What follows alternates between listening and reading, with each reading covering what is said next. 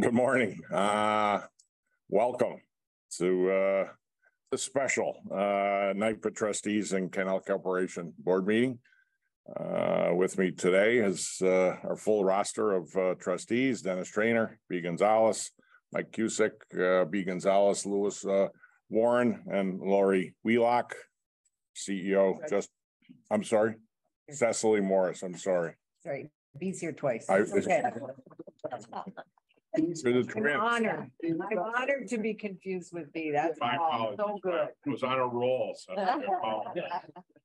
but thank you for the clarification and my sincere apologies. So Cecily Morris, duly recognized, esteemed board member representing the North Country, loud and proud for Messina and beyond. All right. Justin Driscoll and his team, we had a great group here again today. We're excited. We're on campus here at SUNY Brockport. Had a wonderful opportunity this morning to meet with the president of the college, Heidi McPherson. Gave us a warm welcome, along with Brockport Mayor Blackman. Great conversation with them.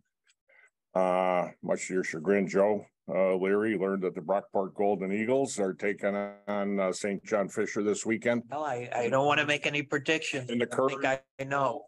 Well, the president was very confident in the outcome for the benefit of the Brockport Eagles, but all to benefit Camp Good Day. So all for a great cause. And again, pleased and excited to be here on a sunny day in upstate New York. This follows a wonderful afternoon for all of us. This is somewhat unique to be out and about, and commitment we continue to make to ensure we can see firsthand the good work of NYPA and the Canal's team, as well as the challenges that we have to further elevate our level of play and game and engagement. We took a great ride yesterday on the canal and the sand patch.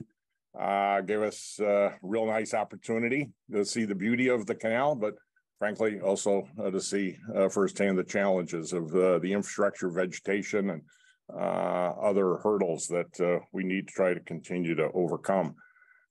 Spent some time in Fairport with Village Mayor Brian White, Fairport Electric Commissioner Matt Hagerty, as well as the Village Mayor Julie Domeratz. They were wonderful hosts, incredibly impressive village and operation. One, frankly, any of us, could emulate in terms of their efficiency and effectiveness, and done a great job, and really gives us opportunity to be witness to making the best of being on the canal and the opportunities that presents otherwise. We closed our afternoon with spending some time at Lock 32, a very active and busy lock. I think I heard 2,000 boats over the course of a season. A lot of activity, and we're able to see again firsthand the significance of the infrastructure challenges and the levels of investment that we need to make on a continuing basis, and otherwise need to be made by us and others as we rehab and continue to rehabilitate and build out the infrastructure to protect and preserve the critically important investment that is the canal system. So great opportunity for all of us to be on the ground, experience the canals firsthand, experience upstate New York. Obviously for me, that's always a point of pride, especially following Big Bill's victory. The energy, the enthusiasm is all the greater. Weather's fantastic. There's no place you'd rather be than right here, right now in upstate New York. With that, I'm very pleased to call the joint meeting of the Power Authority and Canals Corporation to order. We've all had an opportunity to review the agenda for today. Heavy focus on the canals, but other significant business to address as well.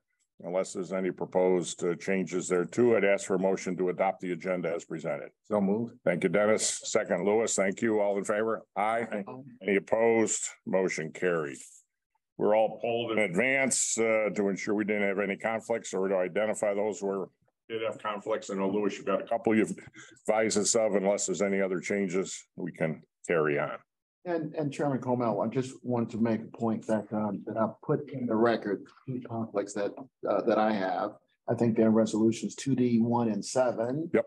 And they relate to my employer, JP Morgan, broadly. I don't work in those divisions that does that work, long-term work with the New York Power Authority. So I have no involvement, but I just want to make those are the two conflicts that. So noted and duly noted. Yep. Thank you. Thank you much for the affirmation.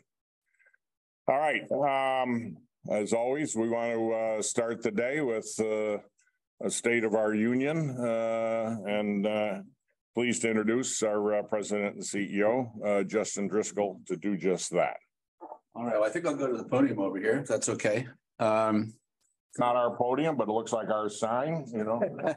Everybody's comfortable. I have to turn to the left. I usually turn to the right. That's right. Get used to this, okay? Well, thank you. Thank you, Chairman. Good morning, everyone. Morning, trustees, NYPA colleagues and members of the public. It's great to be here on the campus at SUNY Brockport, as the chairman mentioned. I also want to, on behalf of EMC and management, thank the college here, President McPherson, and also Mayor Blackman for hosting us here. And I also want to again thank the Canal and NYPA Corporate Secretary's office for all the work that they did in getting us here, and Canal and NYPA management for pulling this all together. And I think it's been a great, couple of days here. And we're really going to benefit from it. So we did have a great day yesterday, as you mentioned. I think it combined both, as I said earlier, the beauty of the canal system, but at the same time, some of the challenges that we're facing. But it's a recognition. I think it's great context for the board and for management to actually, see firsthand what we've been really talking about and working on so hard over the last 7 years. So before we get to the topic of the day, which is the Canal Corporation and our stewardship of the canals going forward and what we've done previously, I thought I'd just provide a couple of updates on some things that are hot topics that I know everyone is interested in. So just another, as I talked about last time, another sort of status update on the new renewables legislation. Just a reminder on the timeline, we're now engaged in what we're calling the conferral process, which kicked off shortly after the enactment took effect and requires us to complete a process of conferring with various stakeholders and ultimately filing a report on our website. So we look to wrap up the conferral process sometime before November 1 and look to file a report by December 1, sort of summarizing the input that we received from various stakeholders. What's the tone and tenor of the early feedback and input? Right now, we're still we've conferred with our state agency partners, and we're just beginning to schedule the meetings with the external stakeholders. So we've got, I think we identified previously, we have over 40 stakeholder groups.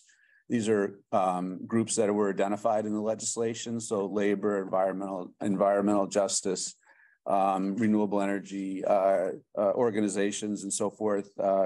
So we're pulling that group together and scheduling those meetings. And we're also very busy internally. We've created, as I think I mentioned before, 4 task forces for the 4 components of the new legislation. We've already conducted over 50 meetings internally of the task forces, and we've hired actually an external advisor consultant to help us with, how have companies around the world that have decided to go into the renewable generation ownership and development business, how have they launched it? What kind of structures have they established? So we're getting a lot of external help as well. And so looking forward to moving forward with this new authority.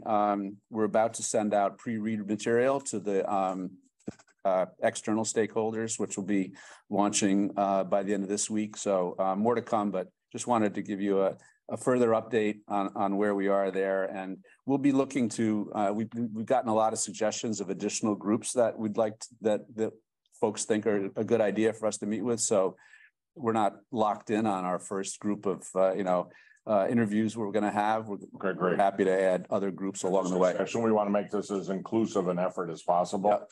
So if entities are interested in talking to us, they should reach out and make contact. And in fact, we actually established an an email address on our website where we can take suggestions there as well. So we'll look to add groups as we get input from that first round of stakeholders, but also just on the labor or sort of team and talent front, we're looking very closely with working with Phil Toy and his group to assess just what the needs internally of the organization will be, and so we're looking to add further strength to the team over the next several months as we get our arms around, how we're going to initially launch and whether we have sufficient resources internally right now to be able to move forward. So very, very hot topic internally about how we're going to structure the organization with these new opportunities and also additional transmission work, obviously, that we're doing at the same time. So Justin, just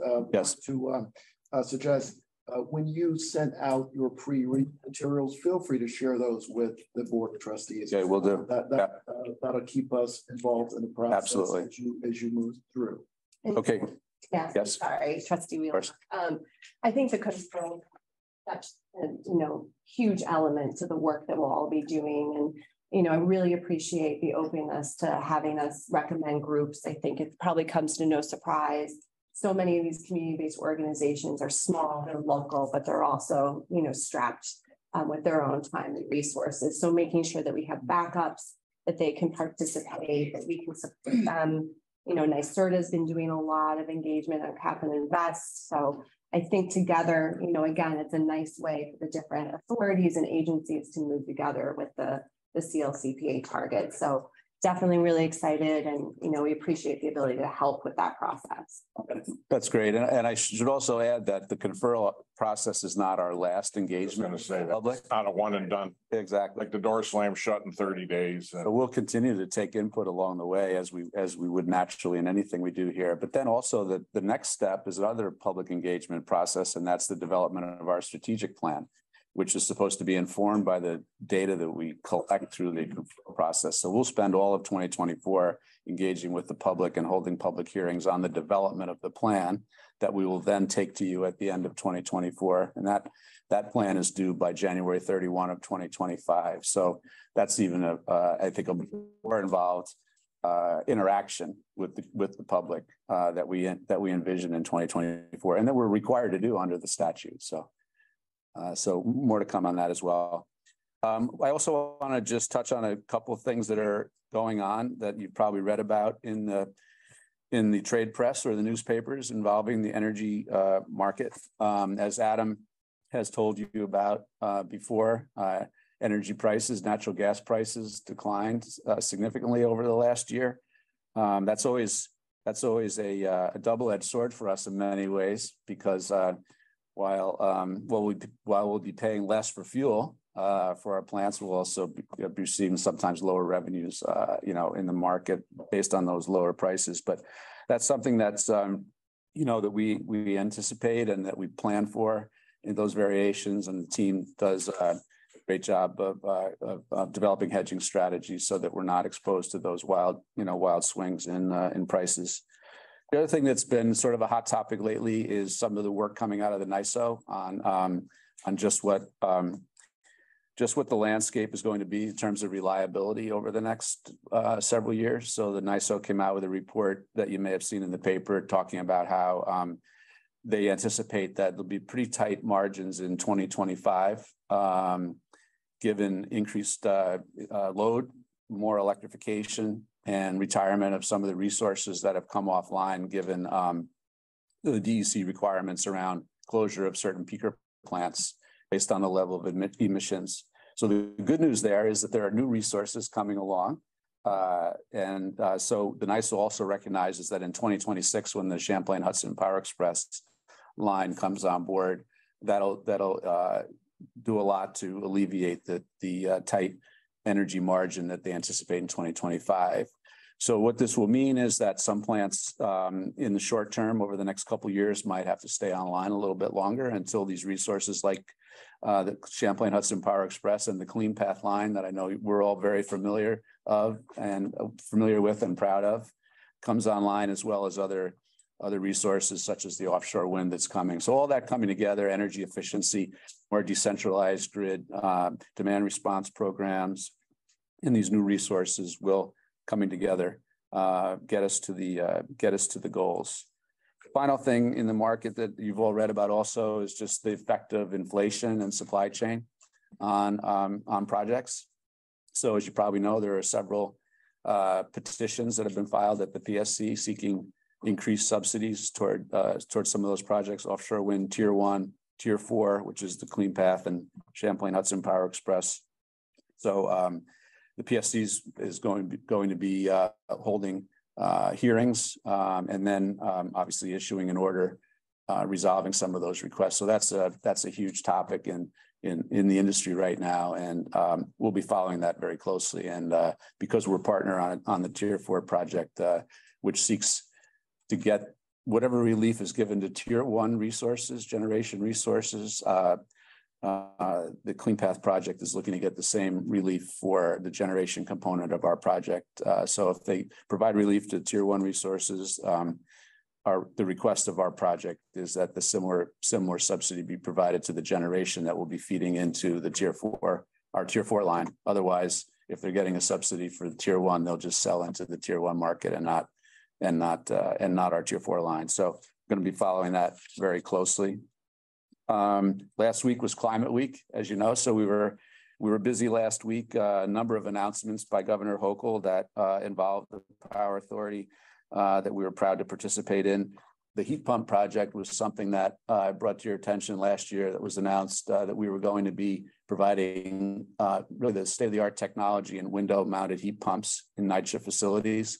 And the goal of the program is called Clean Heat for All is to provide these electric heat pumps to 30,000 NYPA units, which is about 10% of the whole NYPA portfolio. So that's been advancing, and we took the first step toward those 30,000 units by announcing 72 of the units will be operational within the next month before winter time. The other event last week was the electrification of the MTA bus fleet. This is a huge relationship for us, and we announced that out of Maspeth, Queens, that the first bay of overhead pantograph charging installations we're going to be going live. So this bay here will accommodate 17 buses. This is the first. There's 5 sites in the city, of MTA sites in the city that are going to get these overhead charging pantograph chargers. They're similar to like the overhead lines you see on a railroad train for electric trains. The top of the bus is attached to a dropping charger that commutes wirelessly with the bus. So this is a huge opportunity and relationship for us. And there are 60 buses that are going to be the first phase, and then we're going to be adding 450 more electric buses that we're going to be electrifying for the MTA. So really excited about that. What percentage of MTA buses is that? So I think that they said they have 5,700 buses. So around close to 10%, something like that. Don't hold me to that, but it's somewhere around there. And then finally on Friday, we went to the Variety Boys and Girls Club, a rooftop garden. They already had a small garden there, but we saw it as an opportunity to expand it and to partner with LaGuardia Community College to develop a program for students at LaGuardia and also expand the opportunity on the roof in Astoria to grow produce. And you see the gentleman in the black shirts seated to the right. He runs the Boys and Girls Club. And he was talking about how he's going to not only teach the children how to grow produce and the importance of eating healthy foods, because this is a food desert area. There's no other place to shop in that area other than delis and bodegas. And so one of the things you're going to do is they have a kitchen at the Boys and Girls Club, and they're going to bring the food back to the kitchen at the club and teach them how to actually cook healthy food. So it's really exciting, and it was a great event.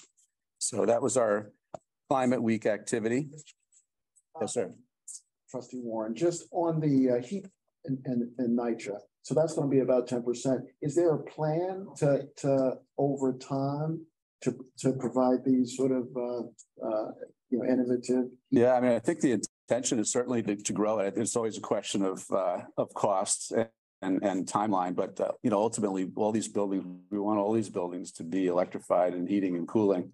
And so long term, that would be the plan. We think that 10% of that portfolio is that's aggressive. That's pretty aggressive. And we'll see how that goes. But the nice thing about this is that this, like I said, this is leading technology that is going to be experienced first by low-income residents in NYPA. And we were actually involved in procuring the companies. We did a competition for the technology and selected 2 companies that developed these window-mounted heat pumps. So that was Climate Week. And then finally, just teeing up the topic of the day. Before you tee up the topic of the day, let's just bump back to expanded authority. Yeah. Further question there. So in terms of private developers, what have we heard? What's the early discussions with them in terms of how we work with them, how we compete against them? Talk to us a little bit about our messaging to them, their messaging to us, to the extent we've had that kind of dialogue. Yeah, I mean, our message to them is similar to our message on the transmission side, which is that we want to get as much built as possible. So we're looking to partner with the private sector wherever possible. So the development community, I think, understands that there are gaps that need to be filled. And what we've demonstrated on the transmission side is that we're not a threat to the private sector. We've been partnering quite successfully on transmission. And there's so much work to be done, so many opportunities that, I think we're being welcomed as a good addition. Complement.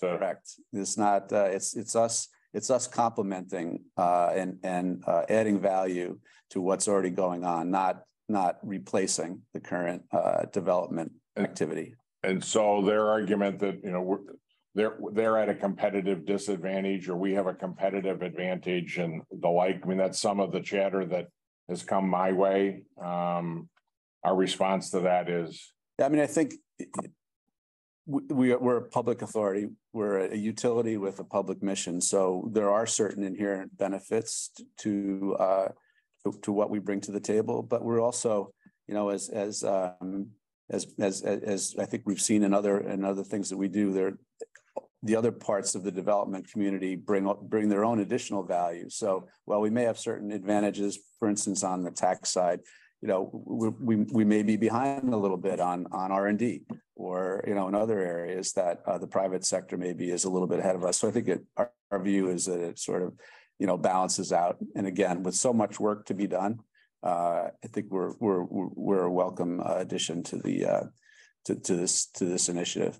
And I assume we encourage developers to reach out to us and absolutely be proactive there as well. Yeah, we're a very willing partner and willing to engage, to enable and support achievement of the overarching mission. Absolutely. We've seen that on the transmission side. It's no different. There's no shortage of requests that we get for meetings and opportunities to partner with us, both on transmission, but now on generation as well. Yeah, before we pivot to canals and get consumed there, questions from anybody? Cecily, Mike, Dennis, no. Laura, Lewis, anything more? B? Okay. Okay, so again, topic of the day, as you pointed out, great day yesterday. I think it provided, like I said earlier, an opportunity to really see firsthand not only the great work that's being done and all we've done, but also what we have ahead of us in terms of future work. So we took over the Canal Corporation in 2017. Since then, we've spent over $1 billion.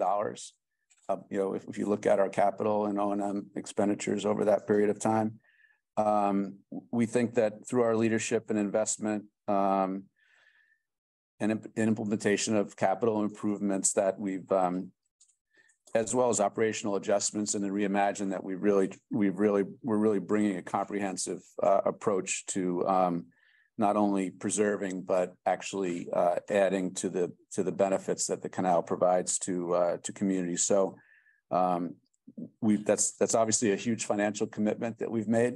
That's not the end. We've got a lot more work to do. This is a 200-year-old asset. We think, as you'll hear from the team and Dave Mellen has said previously, we know all of our assets. We know what we're dealing with. We know where the top priority work is. And it's just a question of staging that work and being able to fund that work to be able to maintain the structural integrity of the canal and hopefully improve the user experience as well. So one of the things that we've established, which wasn't present before, was a comprehensive dam safety program. We have over 100 DEC regulated dams on the system and over 130 miles of water impounding earthen embankments and over 900 total water impounding structural assets, including dams, culverts, guard gates, some of which you saw yesterday. We've cataloged all of the assets. We work closely with DEC that I said that has a dedicated unit in dam safety, and we think we've really brought that team up to a real state of excellence. But again, a lot of work to be done with not only dam safety but earthen embankment improvements, as we saw yesterday. This was something, as I said, that we added to our approach to the canals, and given that our experience on the NYPA side with water impounding structures and dams and so forth, we brought a lot of expertise to that, and it's a great example of some of the great work that we're doing and some of the ways that we've utilized the spending that you've approved over the last 7 years. And then finally, as you know, we launched the Reimagine canal effort. That's certainly something that we continue to update and reevaluate as we learn more about the operational needs of the system and also the structural needs of the system. So over time, we've dedicated a significant portion of the Reimagine effort to improving the actual structure of the canal so that we can reimagine its usage. But we've got a number of exciting projects underway on Reimagine that the team is going to talk to you about today. And we're developing programs and services that we think really are adding to the user experience at the canal. So we're really excited to have this canal focused meeting today. And with that, if there aren't any questions, I'd turn it over to the canal team. Before we pivot, let's just make sure we got some good context here. So $1 billion, significant investment out of I'll say our operations on our part. So want to underscore that and emphasize that in terms of the level of commitment. And we triaged that which was deemed most critical and most significant. I mean, as we sit here today, as significant as that investment is, our sense is, and I know the team continues to work at getting their arms around the challenge. The challenge is a multiple of that, correct? I mean, we've got a lot of heavy lifting. There's a lot of heavy lifting to be done to remediate and rehab the canals to a level that we would collectively deem acceptable and appropriate, right? Well, it's a 200-year-old asset, so continues to to have areas of failure and areas of high need. I think we've done a great job since 2017 in prioritizing what we call the safe and secure work to make sure that the system is safe and secure for adjoining communities and users of the canal. But these obligations, if you will, or requirements are just going to increase over time. So we're fortunate at this moment in time to have available potential federal and state resources that we're actively pursuing. And critical to making this happen. But in the meantime, I think you should feel comfortable that we have a strong operational oversight team, and we've also prioritized the really top priority work that needs to be done. And have significantly de-risked also from an operational, structural integrity, dam safety, et cetera. Correct. I mean, that money, the capital piece of that money has gone to high priority repairs over the last 7 years. I think as we sit here today, we see those increasing. Therefore, the need for additional funding. But there's no higher priority at NYPA and canals than on this issue. And so, and I know I have confidence in the team that we have a strong approach to it and a good plan going forward. Yeah, and reimagine, we're very excited when we initially explored and evaluated options to pivot from investing in what was the canal to what the canal, can be. What's your collective sense of the momentum that's been created there, or not? I think it just could the use of the programs such as on the canals and some of the fishing programs and the whitewater rafting we saw yesterday. These things are only becoming more popular. So I think we've created a lot of goodwill in the canal communities by developing those programs. And to your point, we've tweaked some of the larger sort of capital projects that we initially had in mind to try to find, as we learn more about the system, try to find those programs that'll have the greatest impact. So trying to get the most for our money, if you will, on our Reimagine projects. And the team will be talking about some of those with you later this morning.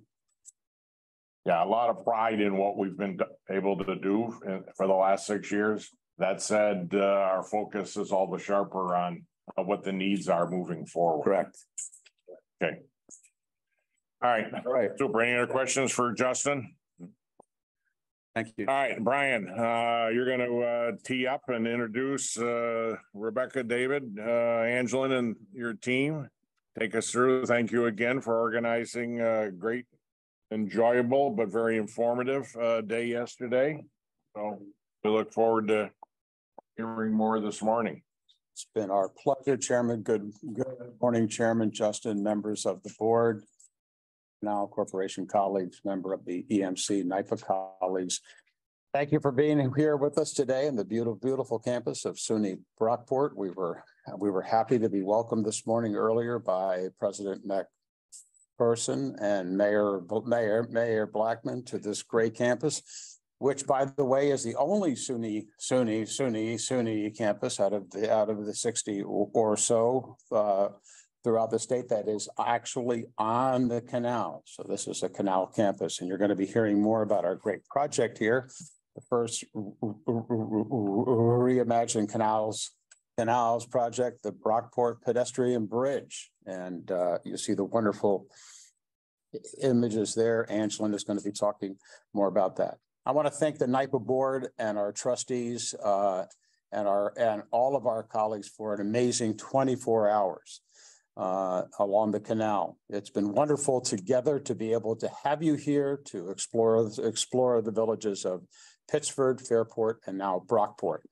And these are communities where the canal is essential to their identity. And I hope you have seen that they are wonderful places to live, work, play, and also to visit.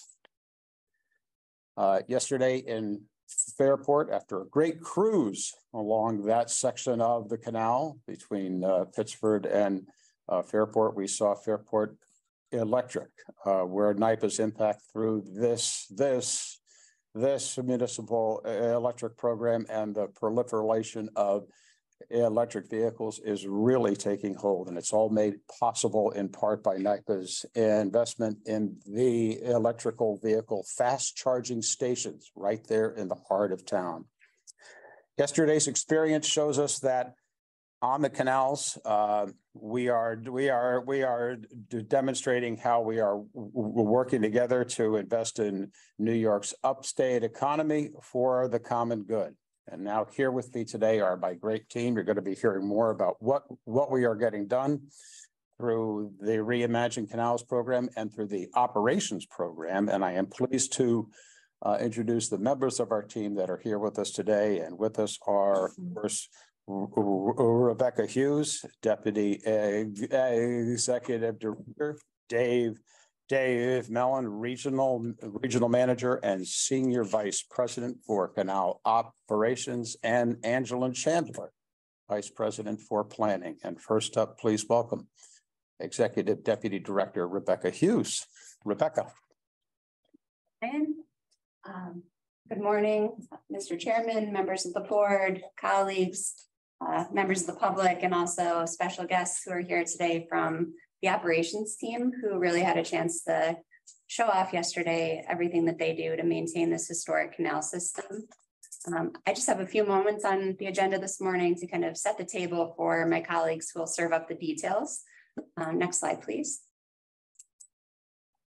So just to set the stage, the construction of the Erie Canal was completed in October of 1825. So I'd be remiss if I didn't mention that we are in the bicentennial era of the Erie Canal.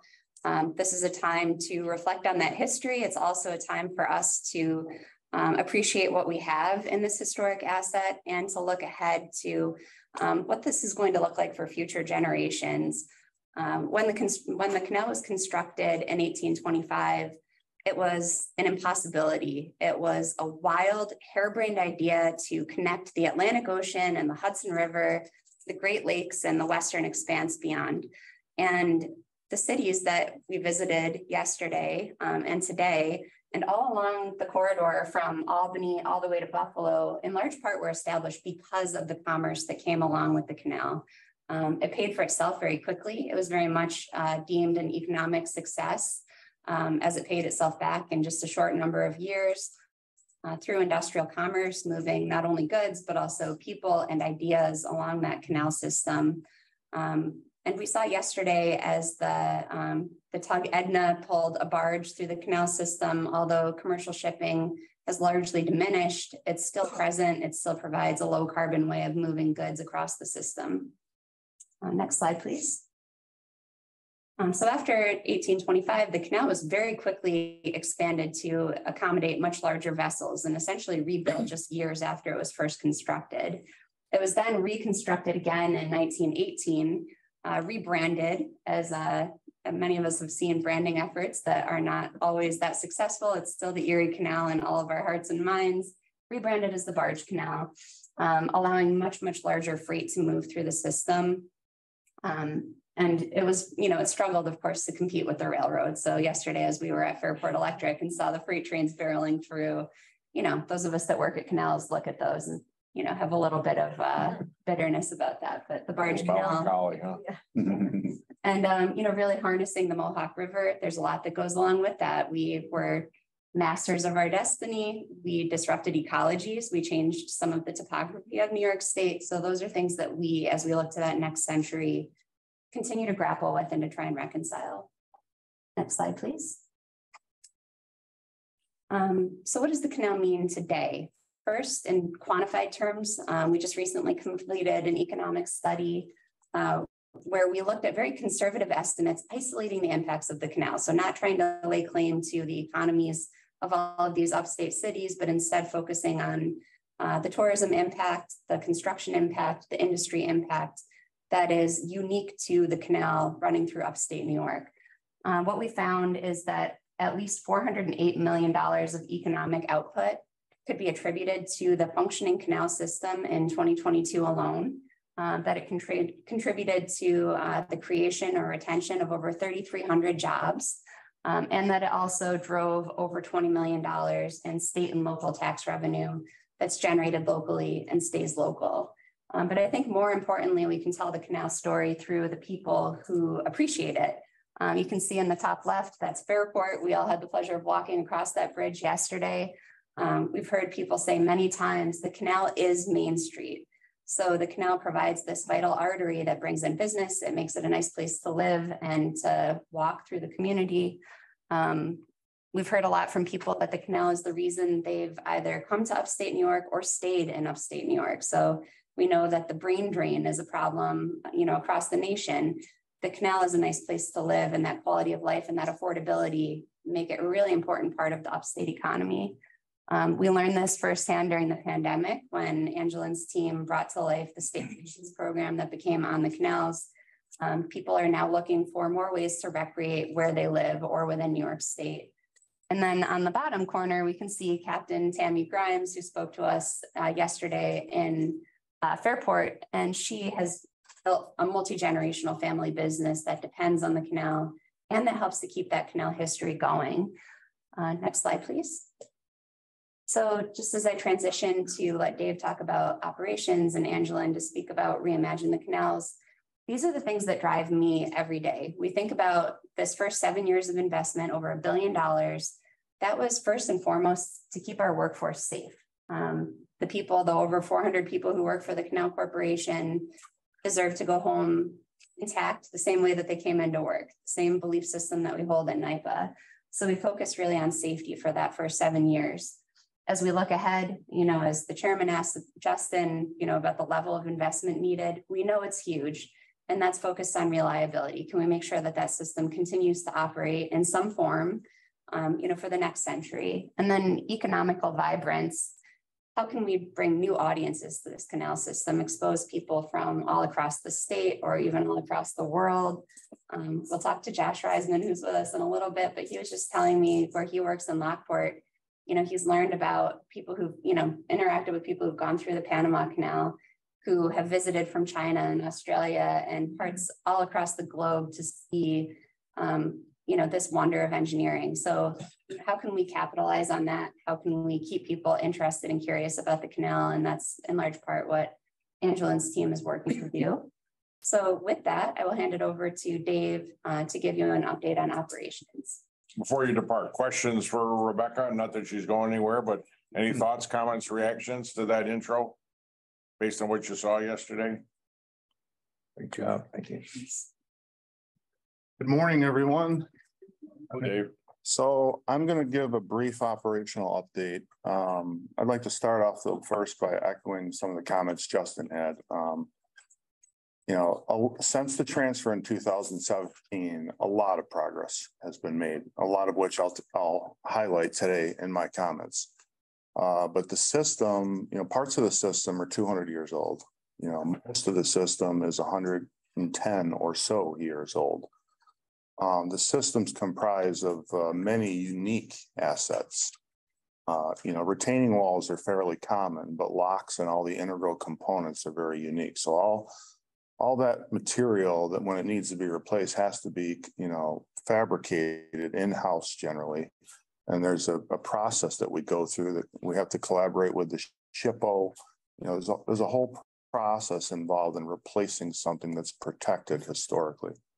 So it's 200 years old or 110 years old. It's, beyond its service life. It's concrete and steel in upstate New York. I think reasonable estimates from most engineers put service life of this type of equipment at 75 to maybe 100 years. That's probably pushing it. So we are there in terms of the service life of this asset as a portfolio. We are near the end, and it's time, the challenges, as Justin mentioned, continue to grow. They're going to increase. So we've made progress. We understand it a lot better, but at a high level, I think we're at a point where we really have to start bearing down and getting serious, particularly, facing the assets that present the most risk.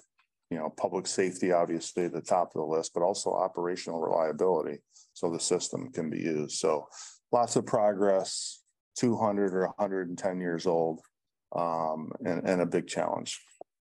So I guess, Dave, I just to underscore the point, I'll put it in the fixer-upper category. We knew that back in 2017, but the magnitude of the fix, the magnitude of as we put down the initial walls and fix the initial, it just is continued to grow. I'll say somewhat exponential is my perspective. React to that or put that in some better context for me. I don't say that critically, negatively. It's just to be objective. We're climbing the mountain, but the mountain, is higher than we anticipated. Yeah, if this is a box of resources and funding, we now have a much higher level understanding of the system and its needs. So we're now able to prioritize work and, public safety attention first. So with the resources and funding that we have, we are doing, the best that we can in terms of keeping the system operable and also keeping the public safe. So prioritization, I think, is the answer to this, it's a challenge, right? Yeah. Right. And we're constantly juggling how to deploy limited resources. Yeah. Okay. Yep. So a few highlights of this year's navigation season, which is scheduled to end on October 11th. Vessel traffic, we have at this point, I think that number there is from September 20th.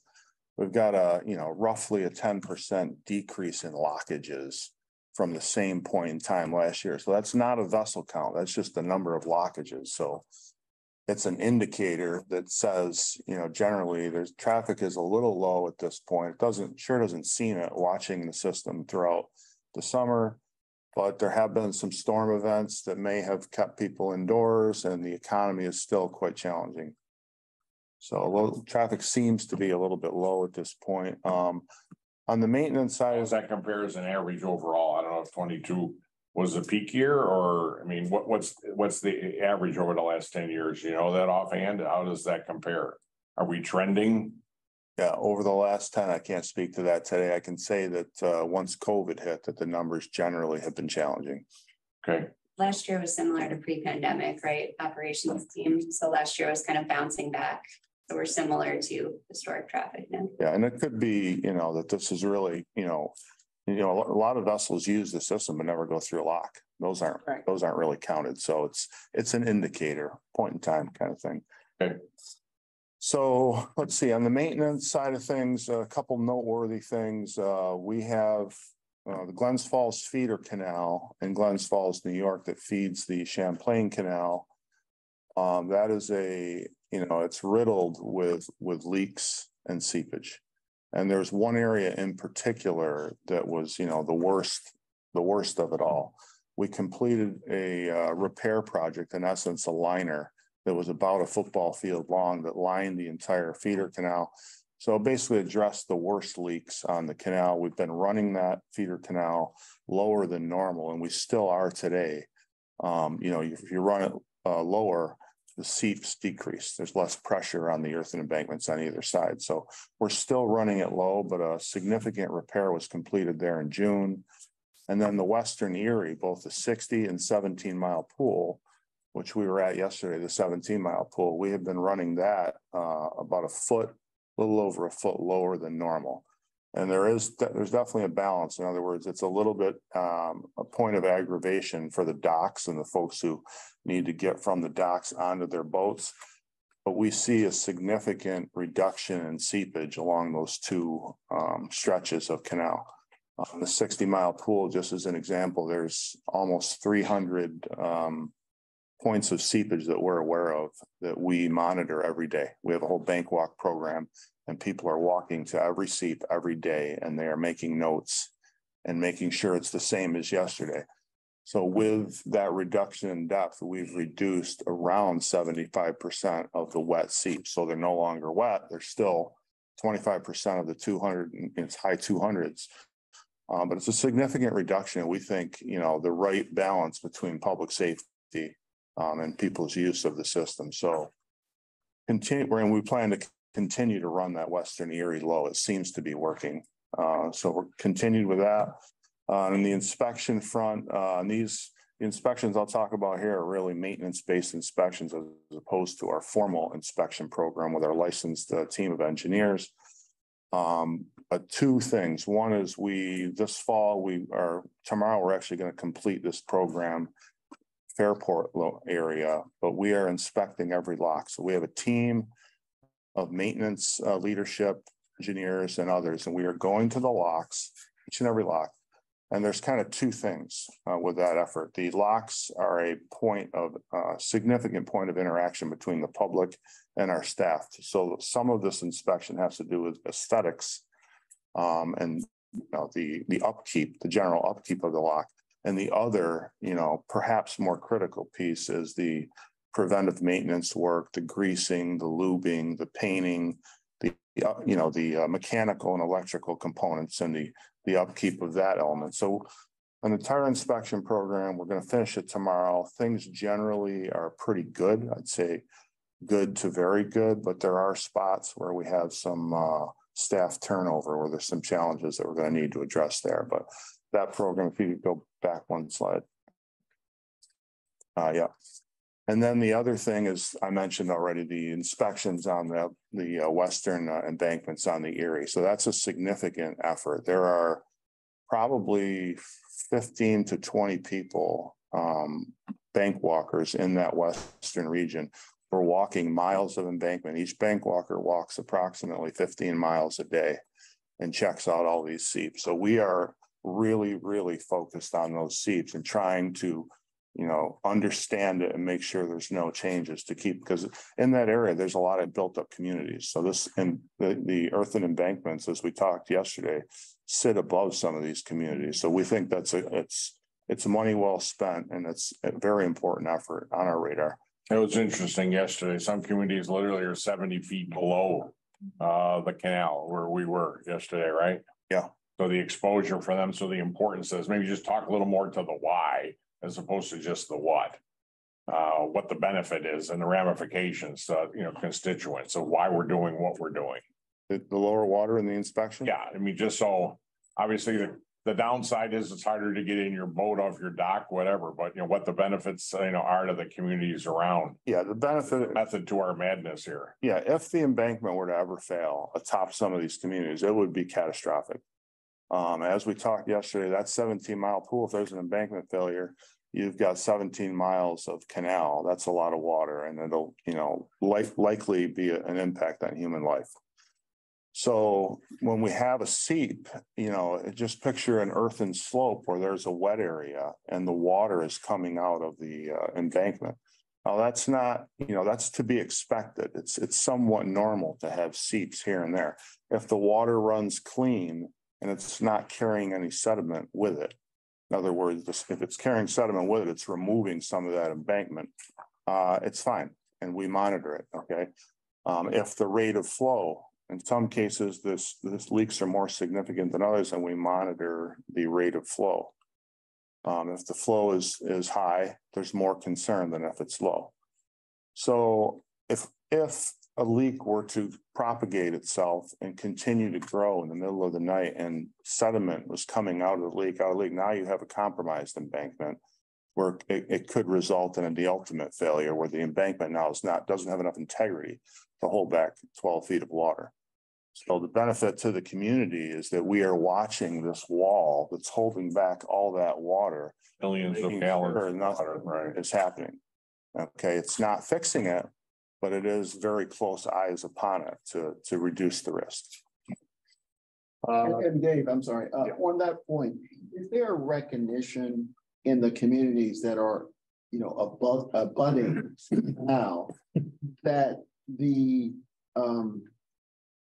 maintenance is critical for the downstream communities as well? I'm just curious about how much input or feedback you get from those communities about our NYPA responsibility, the Canal Corp's responsibility to keep these structured as best we can. Yeah, the bank walkers are, you know, literally part of the community. The communities are very aware. They see these bank walkers every day with Canal shirts on, inspecting the embankment. So I think in general, there's an appreciation, a support for that. You know, perhaps not everybody understands why they're there, but in terms of the maintenance of the embankment, there's, you know, a lot of folks like the trees and the privacy it creates and the aura creates on the canal.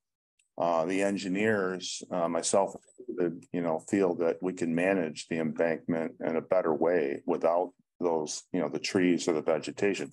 The vegetation in a lot of cases obstructs our view of the embankment. So it's difficult. It's a slope. There's huge trees and vegetation, and we have to look at that slope for leaks. So walking up the slope and down the slope, we usually go in a pattern like that, and it's through, you know, in some cases, some very dense vegetation. So having it clear would promote inspections, and perhaps clearing it some would promote inspections. The trees, you know, that's kind of a different concern.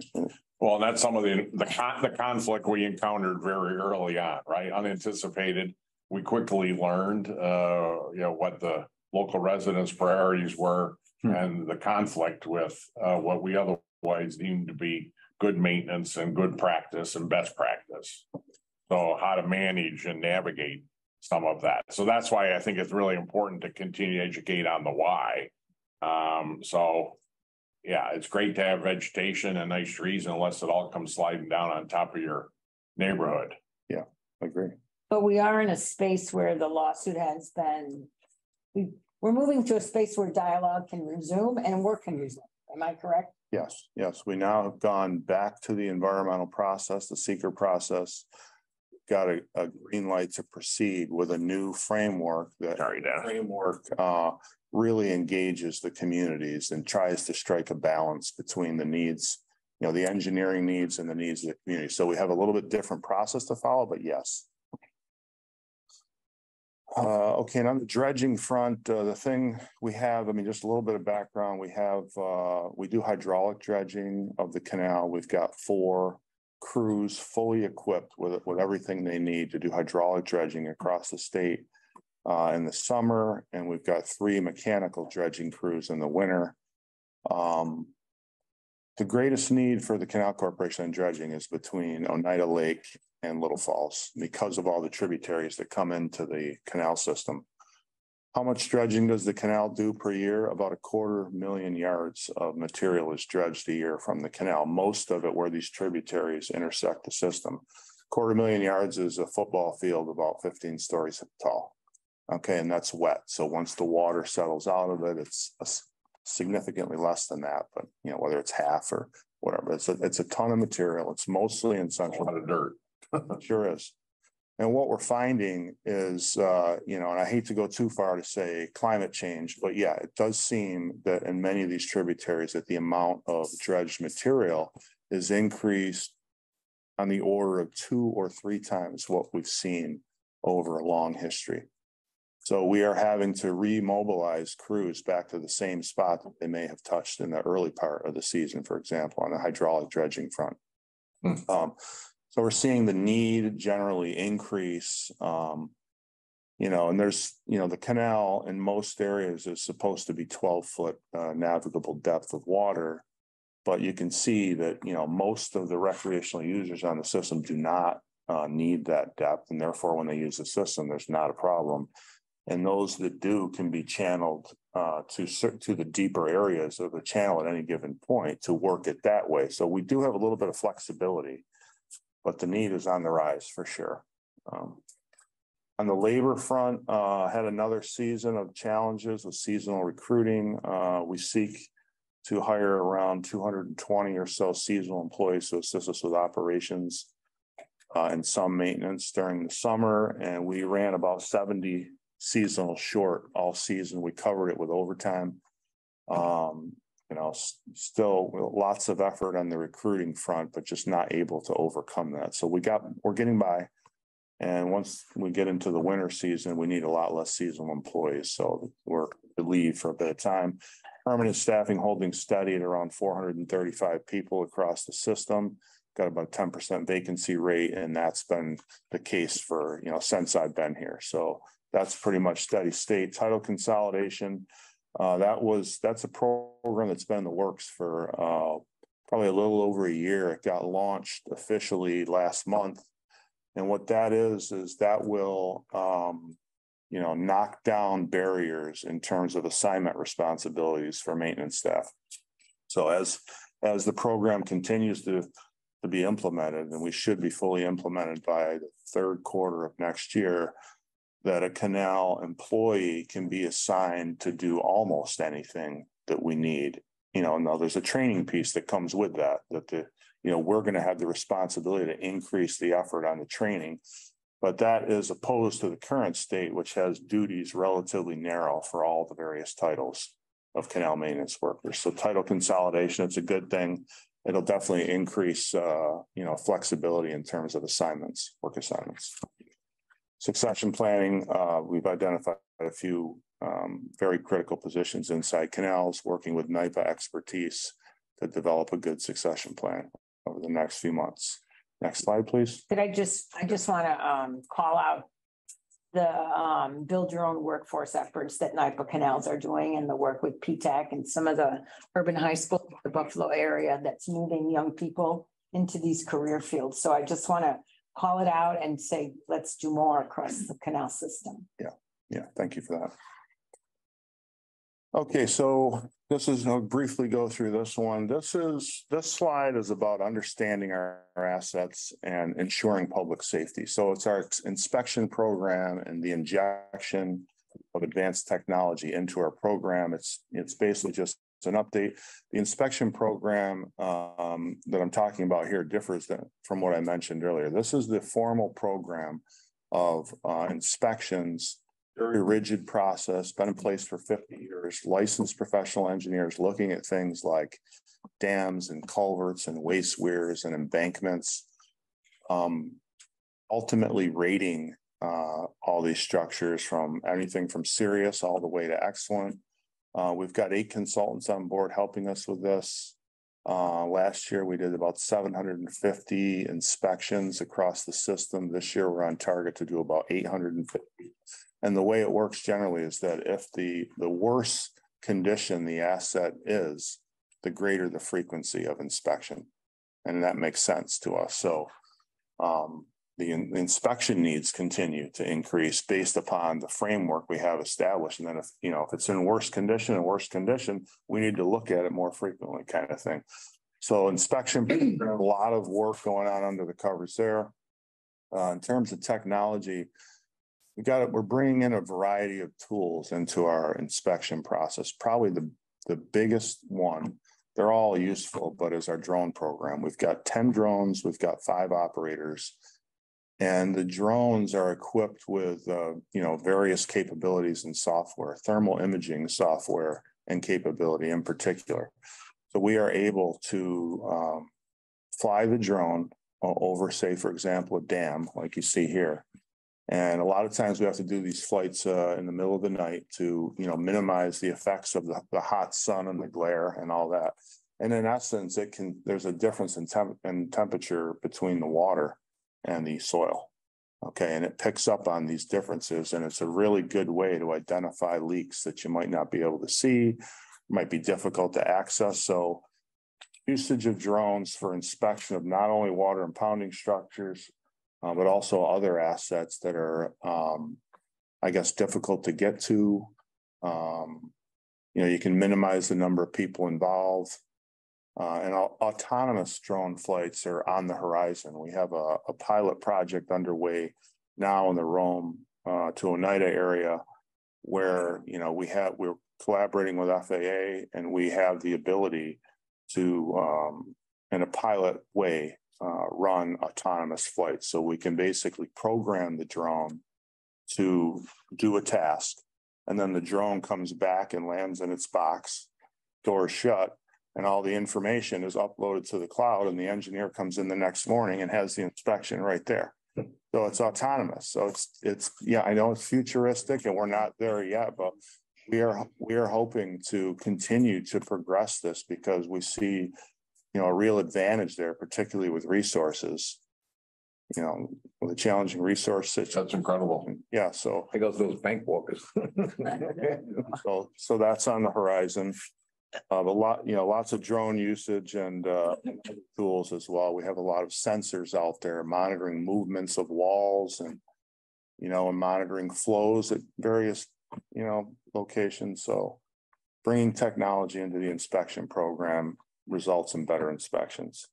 Next slide, please. And so I'm assuming, Dave, the work that you've been doing for your team for the last 7 years, we have a much more informed view of the system than existed when it was transferred to us, right? I'm assuming we're 8 years ahead of where we were or weren't back in 2017 in terms of our knowledge, understanding of the system. Yeah, not only is there a beefed up inspection program, but then the next layer would be the asset management layer, where we're basically taking that inspection data and we're doing a risk analysis to understand the risk better. So absolutely. Okay. So season's going to end here October 11th. We're going into the winter season. We typically have a safety incident rate that's about twice what we see in the summer. And it's due basically to the harsh, difficult conditions, cold weather environment, ice, snow, and so on and so forth. So we definitely, as we go into these winter seasons, we have a focus on safety, and we try to get it as right as we can and monitor it closely throughout the winter. It's typically in January and February is the historical spike in incidences. So this year, we are working with enhanced safety checklists and an increased number of walk downs and assistance by NYPA health and safety staff, trying to, really focus on keeping safe throughout this time.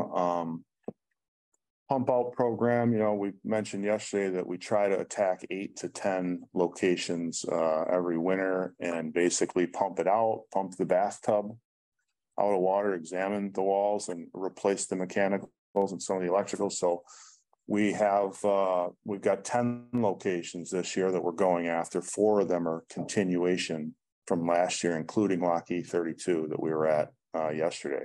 So the pump out program has really already started because, mid to late summer, the planning and coordination, procurement, equipment rentals, all that's needed to get off and running in November is happening already. So pump out program pretty standard this year. In the winter, at all the locks, the lock staff, generally speaking, remain at the lock. So in addition to these highlighted pump out projects across the state, there's activity going on at every lock across the system.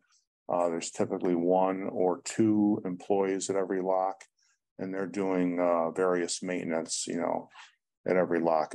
I talked to them yesterday. I was asking, what are you going to do in the winter? And that's what they were taking me through what their winter priorities were. Yeah, so that's a whole nother piece that we manage.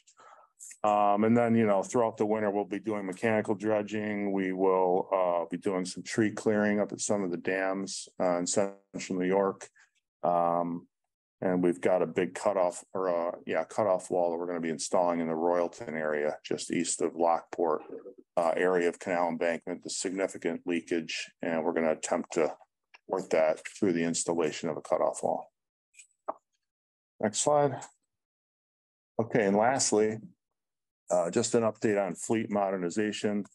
The dredging that I mentioned, that's showing some mechanical dredging, but the hydraulic dredging, we have now equipment on our dredging operations that basically we do a sounding effort along the canal where we understand the floor of the canal. That information is loaded into this technology that's on the dredge equipment. The operator is attempting to achieve 12 feet, and now he has how deep he has to dig at any particular location tied into the head of the machine.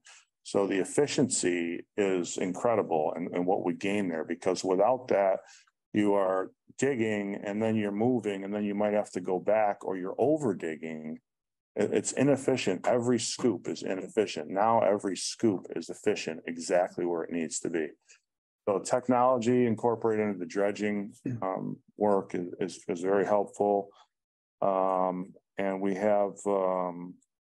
we've been able to, since 2021, over the last 3 years, replace approximately 1/3 of our land-based construction equipment. So dozers, excavators, haul trucks, mowing equipment, big mowing equipment.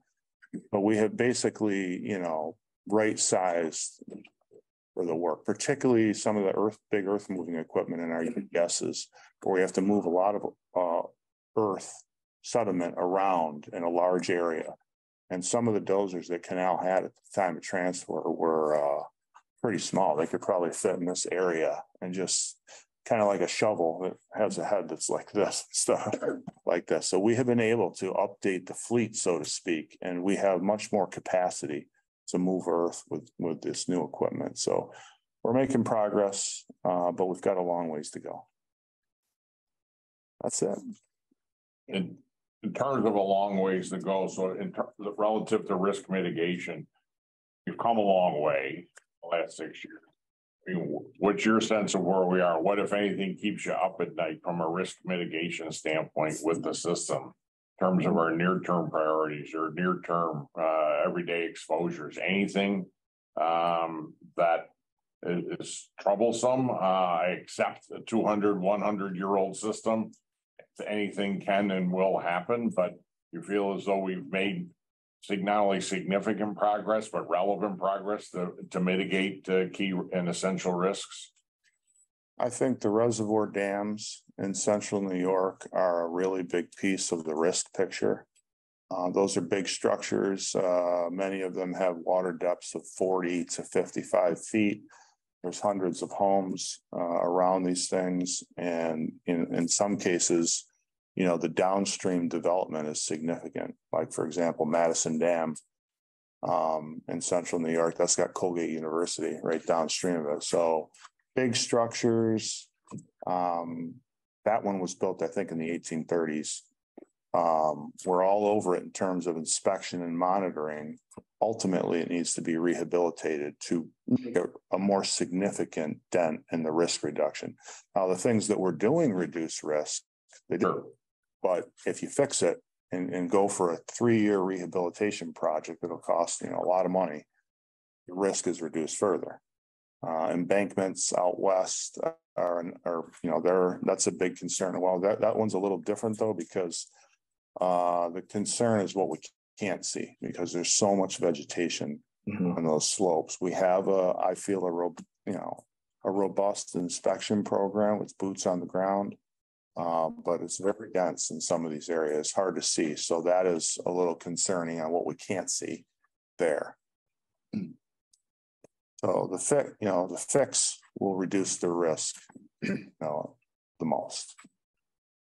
Just to follow up what John was saying, so with the risk, I mean, is there any kind of warning for this community? I mean, you mentioned something earlier that scared me a little bit about the human cost. You know, I mean, is there some kind of warning system that would you have so people that something's going to break here, that we're going to have a failure?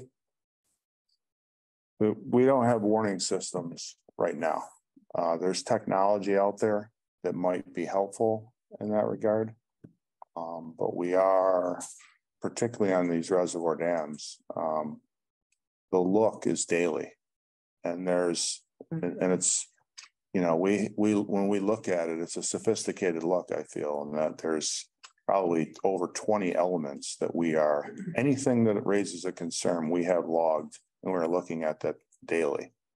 So that right there. The community love their trees and they love their, you know, but they don't realize the danger, right? That by having all this, the scary part there. Yeah, and just to help us put all that in context, has there ever been a calamity associated with a breach of, you know, the canal system in any way, shape, or form?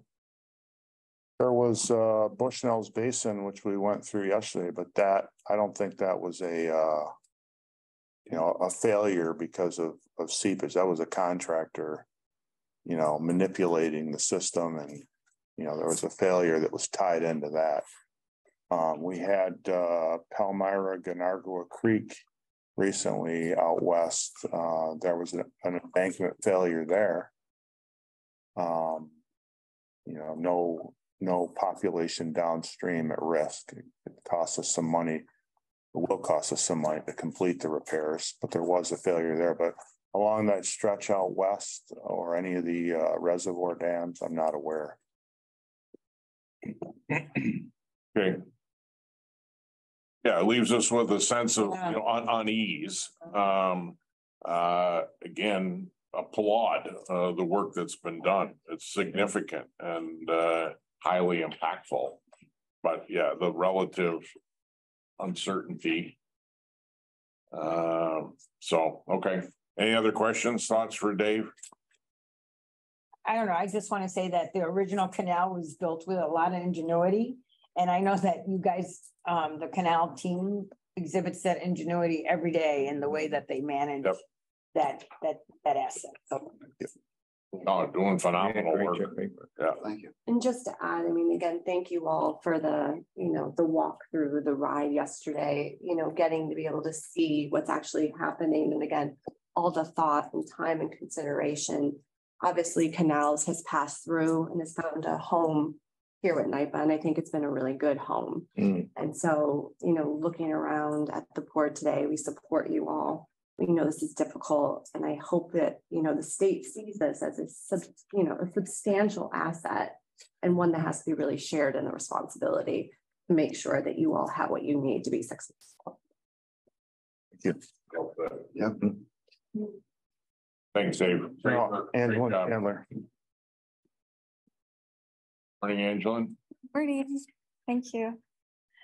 So Reimagine the Canals is a 10-year, $300 million initiative to ensure, as Dave described, that the canal is operable, but that the canal communities continue to thrive economically. Most of our investment is in large capital projects that will leave a lasting legacy. Projects at the Reimagine scale take years to design, permit, and construct. In the interim, NYPA and Canals have implemented, can we be on the next slide? In the interim, NYPA and Canals have implemented several proof of concept programs that seek to welcome new audiences to recreate on the canal. Our On the Canals program has since 2020 welcomed over 18,000 participants to the canal to bike, paddle, create art, learn about history, and much more.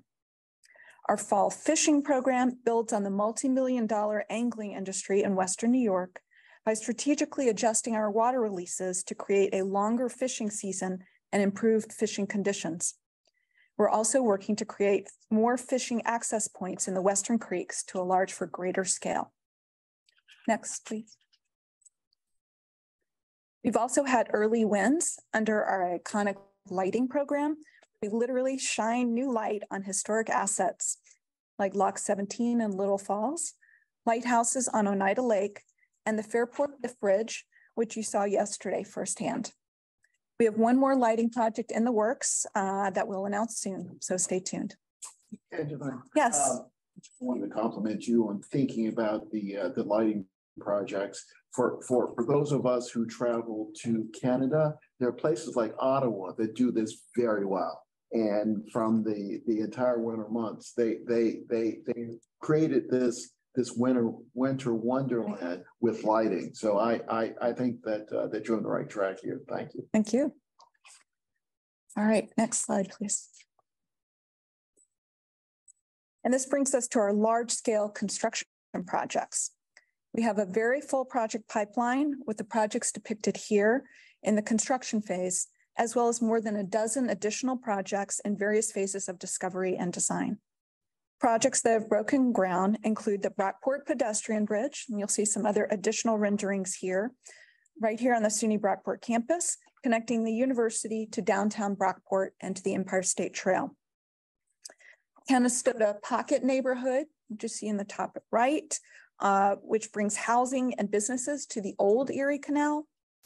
And Guy Park Manor, bottom right, an historic house that was terribly damaged during Hurricane Irene and Tropical Storm Lee, which is now being restored and surrounded by an environmental resiliency park that will bring a new public amenity to Amsterdam, New York. And that is designed to include various measures that will protect the area against future flooding events. It's important to note that Reimagine the Canals initiative does not exist in a vacuum. While our primary driver is economic development and climate resilience, roughly half of the $300 million investment is also fortifying and improving core canal infrastructure and contributing to getting the system in a state of good repair. Reimagine and Canal's capital program are complementary and interdependent as we seek to achieve canal revitalization. Next, please. In addition to our capital projects, we're also enhancing wetlands in the Montezuma Wildlife Refuge, adjacent to the canal, running ice-breaking tugboats on the Mohawk River to mitigate flooding in the city of Schenectady, rehabilitating segments of the Empire State Trail used by over 300 million people per year, collaborating with NYPA Sustainability to plant pollinator gardens along the canal, and implementing various digitization efforts, including a water monitoring system for situational awareness and a boating app to improve the boater experience. Thank you. Yeah, thanks, Angelyn. We're obviously very excited about our investment to elevate the canals and elevate that canal's experience. So big picture, just give us your view of how we're achieving that overarching objective, rather, project by project, great, but are we elevating the canal's experience? Is it working? I think it's working on the canals, and fishing are bringing out so many visitors who are using the canal in new ways and seeing the canal in their own community in a way they haven't seen it before, as well as bringing people from afar. So I think those two programs, which are proof of concept, are showing us that the reimagined projects, that the larger scale capital projects, will have a great impact, lasting impact for communities. And Angelyn, this is a 10-year project, and we are in year 1, year 2? 4. We started in 2020. Okay. So every year we allocate or we budget $10 million. $300 million was allocated to the program. Yes. So, as we build projects. By project, the nature and the extent of the project, but we made an aggregate commitment to invest over the longer term to reinvent, reimagine, rethink the canals. Well, I think this is fabulous. Yeah. In conjunction with the other significant work and investments we're doing. The ongoing foundational work, yes, sustainability, viability. All right. Yes, and we understand a lot more because of what we did yesterday. Well, you're able to see and touch and experience firsthand the beauty of it and the challenges of it. It's both sides. All right. Can I ask a question? The young lady who won the innovation award for the vacation idea, right? Oh, right. Yeah. Could you just give me a little update on where that project for is? Disney cruises? Right. So we did pursue that. Disney really never returned our phone calls. So, but we are looking, obviously, many other ways to utilize the canal, especially focus on boating. And so we had heard from Tammy Grimes yesterday, right, who does regular 2-hour tours essentially on the canal. So we would welcome anyone who wants to have a larger, longer tour. But we're also on canals looking at painting and now we're trying to, since we've already supported and subsidized a lot of businesses, we're looking at new ways of bringing new people to the canal. So look for next year to bring people who are interested in adaptive equipment and adaptive, more accessibility for the canal. So any ideas are welcome. It's a thought, and I had it yesterday just by being out on the canals for our communities that have physical challenges. Yes, there might be a way to use the wonderful canal system to encourage physical disabled community members to partake in its beauty, and they can be in the middle of the canals, which is some of the most scenic and spectacular New York State scenery in the world. Right. So some of the recent on the canal excursions that we've had have been providing this adaptive equipment. And so not a lot of people know that this kind of equipment exists out there. So we're starting to have more excursions focused on that. And then we're going to have this larger public forum next year, which will have a number of speakers talking about it. And we're really trying to move the program now towards a DEIA program. So it'll open up many more opportunities and visitors to the canal. So we missed an opportunity yesterday because the kayak launch at Fairport is an accessible launch. Okay. And it was it's a year old, maybe 2? It's about a year old. I think we did dedicate it last year. We just only opened up that summer. Get a close-up look because we're running short on time, but it's there and certainly welcome anybody back. And the owner of the business next to the launch has accessible everything, kayaks, bikes. He is just very committed to accessibility. Yes, and we're partnering with reflects that, right? Right. And in fact, we're just launching an amenity survey with the Erie Canal National Heritage Corridor to look at the entire Erie canal for all the amenities along it, which would include accessible launches. So we want to see what we have, where there are gaps, and then we can come back in with grants and other means of filling in those gaps. I mean, it's a literal interpretation, but that's what Reimagine was about. I mean, the canals, you have your boaters and those who are devoted and love the canals. Well, this was an effort to broaden the reach. It's still a very small percentage of the state population that experiences the canals. Usage of the canals, as you can see, is limited. So this is what can we do?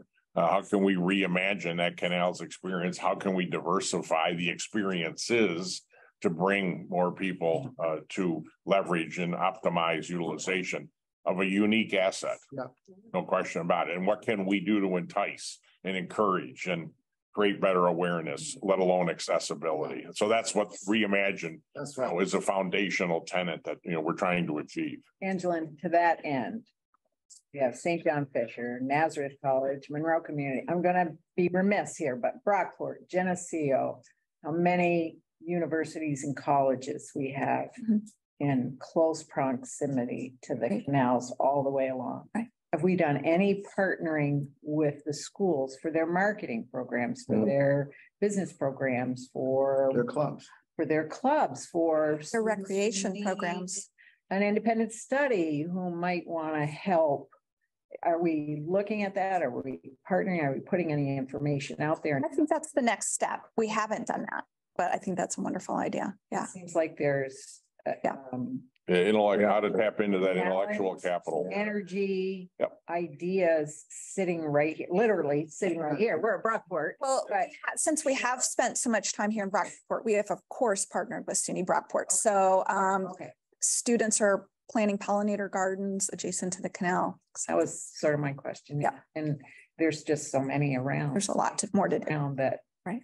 Okay. Hey, can I just add one last thing on the, I'm sorry, one additional thing on the DEI, because in another organization I'm not trustee on, I would encourage you to look out into the veterans communities and ensure that we pick up the veterans organizations as well as we think about our DEI activities. We found out in Long Island that we weren't systematically picking up veteran organizations, and we are now. And that's been a positive in sort of 6 to 12 months in another organization. By the way. Great, thank you. And last piece too, being yesterday and then seeing the Empire State Trail right there. It's perfect. Like the cross marketing between cyclists and the canal. And, we saw a boat that you could rent with the bikes on top. And then someone had flagged for me as well, how much of the property, then goes from canals and our authority, but then into parks. So it just is such a great opportunity for us to work with our different, state agencies, DEC and all that. So it's really exciting to see all the different. The bridge is a great example of that. This is collaboration, with parks, Wilson Foundation's participating, et cetera. So that's clearly what we're trying to do, is bring others to the table here. And leverage some of the funding streams potentially too. Exactly. Absolutely. Yeah. Our formula for success is connecting our sites to the Empire State Trail and to downtowns. Right. So and I have 2 trail managers on my team as part of Reimagine. So it is a very integral. So, literal connectivity. That's what we're working at and working on to ensure. All right, thanks, Angelyn. Becca, Brian, you want to wrap that up, put a bow on it? Chairman, I would just add to trustee Boris' point, we do have a great forum series that we're going to be starting next year. That is the SUNY Erie Canal Bicentennial Forum Series. We ran that from 2017 through 2019. We paused it during COVID, but we have all of these forums on SUNY campuses. We get the students involved, and we're going to under Angelyn's team take them to the next level. So we'll have more opportunities to further engage SUNY with us as these new forums go forward, covering a full range of topics. New stories. Yeah. Rebecca, anything you want to add to close? I think we can do big things. NYPA's on the brink of a massive change. We've talked a lot about this energy transition going from theory right into practice. And, as daunting as the canal can seem, as much as there's risk that we have to deal with, it's a place that's worth investing in. And I think we have the right people and the right support around the table to achieve both those missions. And I'm really excited about this point in time. And I think we shouldn't limit ourselves. I think there's a huge amount of potential. And if we can bring creativity, ingenuity, as you said, to both the utility side and to canals, we're going to see a massive period of transformation. And I'm excited to be a part of that. And I welcome you to come back out to the canal, see a pump out if anyone wants to venture into the belly of the lock. He's not here, but Sherry volunteered. She did. Yesterday, she did volunteer. Yeah, I'm not taking it out of turn. So let's see what big things we can do. I guess that's where I'll leave it. And Rebecca, can I just make a point for the folks here, all the leaders in the room? New York City with something called the High Line in New York City. It was a fallow asset. It was an unused rail line, like a up rail line, sort of 2 or 3 stories up.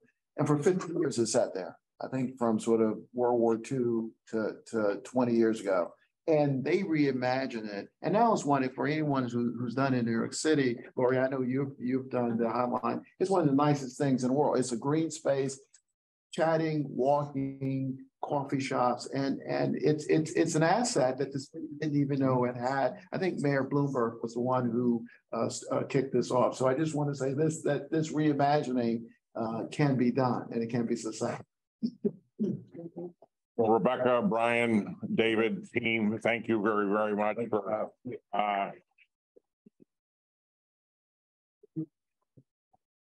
thank you for an informative and enjoyable 24 hours. Thank you very much for your leadership in executing to rehabilitate and reinvigorate and de-risk a significant asset for our state. And we look forward to continuing to support you and our collective efforts to make the canals a better place and provide the ongoing leadership in collaboration with others to ensure a very successful outcome. So again, thanks for a wonderful opportunity to get a much better view and perspective of what we do and always support and enable. So great work to you and your teams. All right, the business of the day. Joe, ready? I have to step out for 30 seconds, 60 seconds, Joe. No, you're on your own. All right. All right. Chairman, thank you, trustees and staff and members of the public. Tough act to follow there. That was a really great job. So I'm going to cheat a little bit, actually. We're going to use some multimedia for my presentation. So I just want to touch on a couple of high level things in operations. First of all, just generally speaking, we won't get into any of the weeds on some of the more traditional metrics that we bring your way around safety and reliability, but you should know that we're in very good shape and all those things. We are in the shoulder months preparing for winter now. Shoulder months, we take that opportunity to start doing maintenance on some of our assets that aren't typically available for us in those peak summer and then the peak winter months. So we are in good shape there. We had a great briefing on the canal system. So I'm just here to tell you, we also generate and transmit electricity. So, but in saying that, we also take time out to recognize major milestones. And we had a significant one earlier this month where our Blenheim-Geboe pump storage facility celebrated its 50th anniversary. And it was really a 2-day well-orchestrated event where we had kind of the first day was around the employees, retirees, bringing people back. Had a lot of the senior leadership there. Justin and the team were there. The EMC was largely there.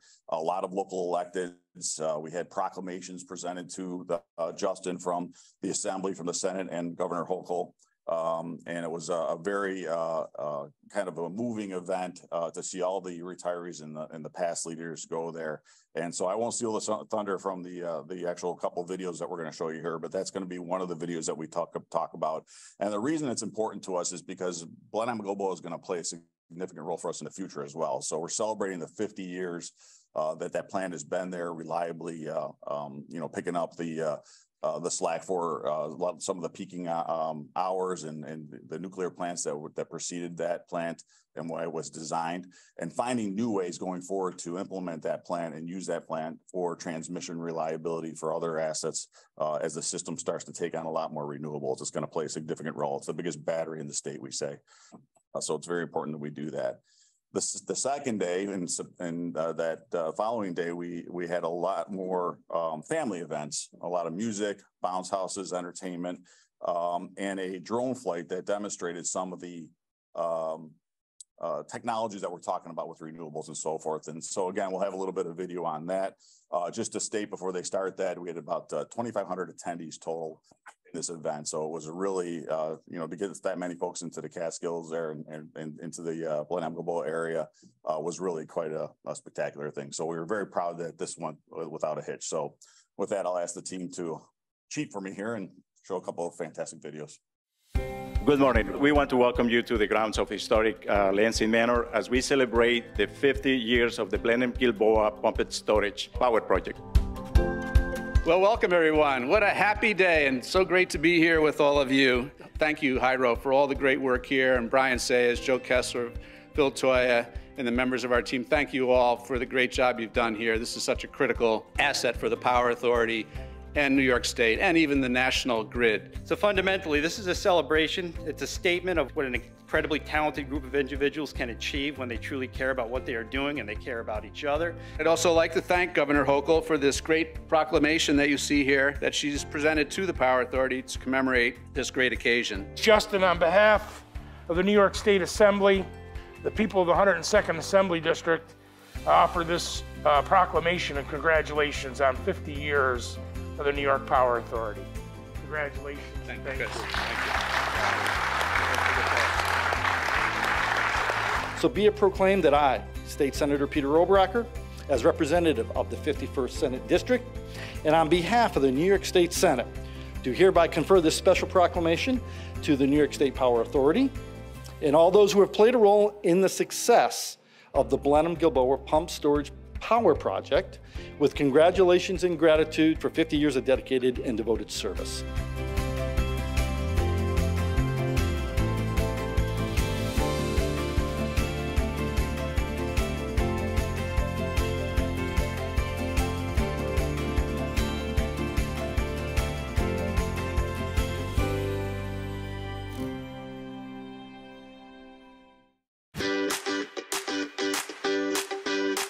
This is our 50th anniversary celebration. We started yesterday with our internal party. Today we brought it to the outside so that our communities can come celebrate with us. We've had a full day, bounce houses, food trucks, balloon tires, face painters, you name it, we had it. We're having a drone show tonight.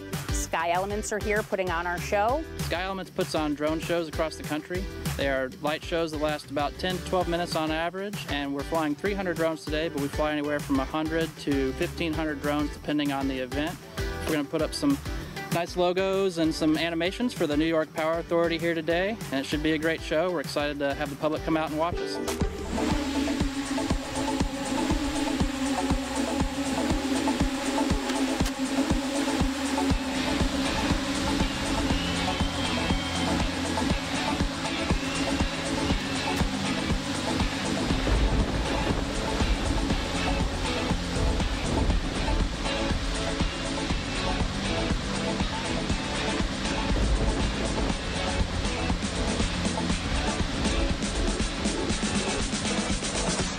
We're so happy to be able to celebrate 50 years, not only internally, but with our communities.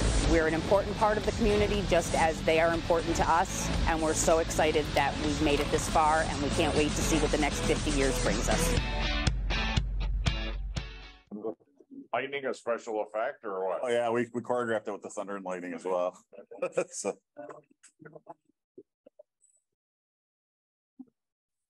Almost made a triple feature.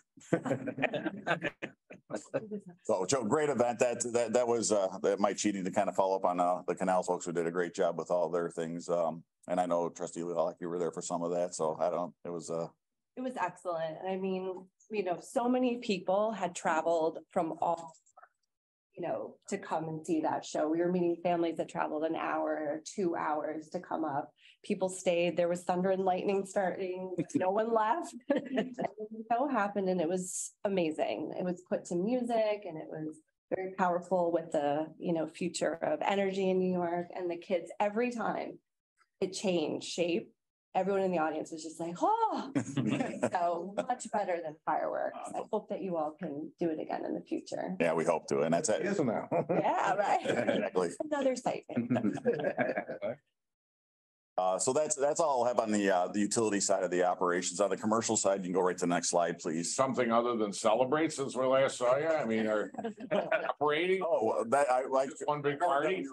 Oh, okay, good. I had to do that. So this is, I just want to give a high level. First of all, our commercial programs at an economic development standpoint are progressing as usual as well. And we're really good shape there. We have about 1,933 megawatts of power allocated. That still now it increases all the time. We're still now above 444,000 jobs that we're responsible for with our economic development programs, and $53 billion of CapEx that are in progress in the state because of those programs as well. In addition to that, we do a lot of these, the services and the programs that we have around, the ones that you heard about yesterday at Fairport around e-mobility and some of our energy services. And this slide just highlights some of the things regionally here. I've actually since then learned this isn't even comprehensive, all the things we're doing in this area right now. But you saw some of the e-mobility projects. We have 24 of these bus chargers in Rochester and Genesee Regional Transit Service. That program is really around 5 total transportation organizations that we're dealing with.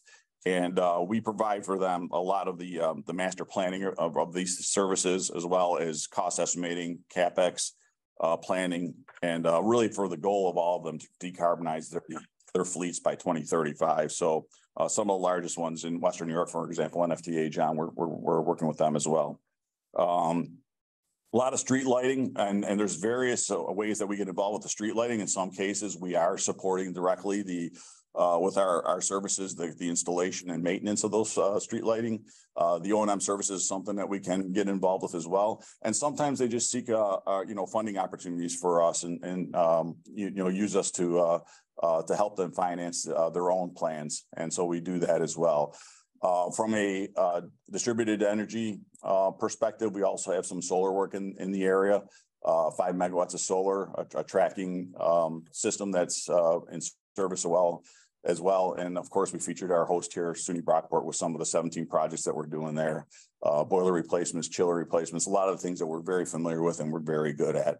And that's actually a nice segue into the next slide, which is kind of talking about, I say a segue to the next slide, and then our next, sorry, Chris, the budget bill directive. So this decarbonization leadership program is part of our new enabling legislation that we're going to be working with a lot of our stakeholders, our customers that we traditionally work with in terms of docks, SUNY system, and so forth, to look at some of the tougher decarbonization programs we have or efforts that we need to have in buildings and so forth. So a lot of these are going to be major campuses and things like that, where a lot of these agencies already have work underway and thinking about their master plans and what they're trying to do.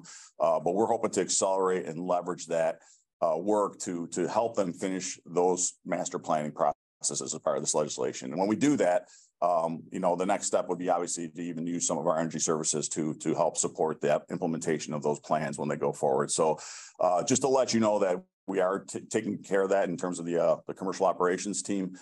We did put a task force together, a team within that's largely in Maribel's area and Trish Lombardi's area for project delivery.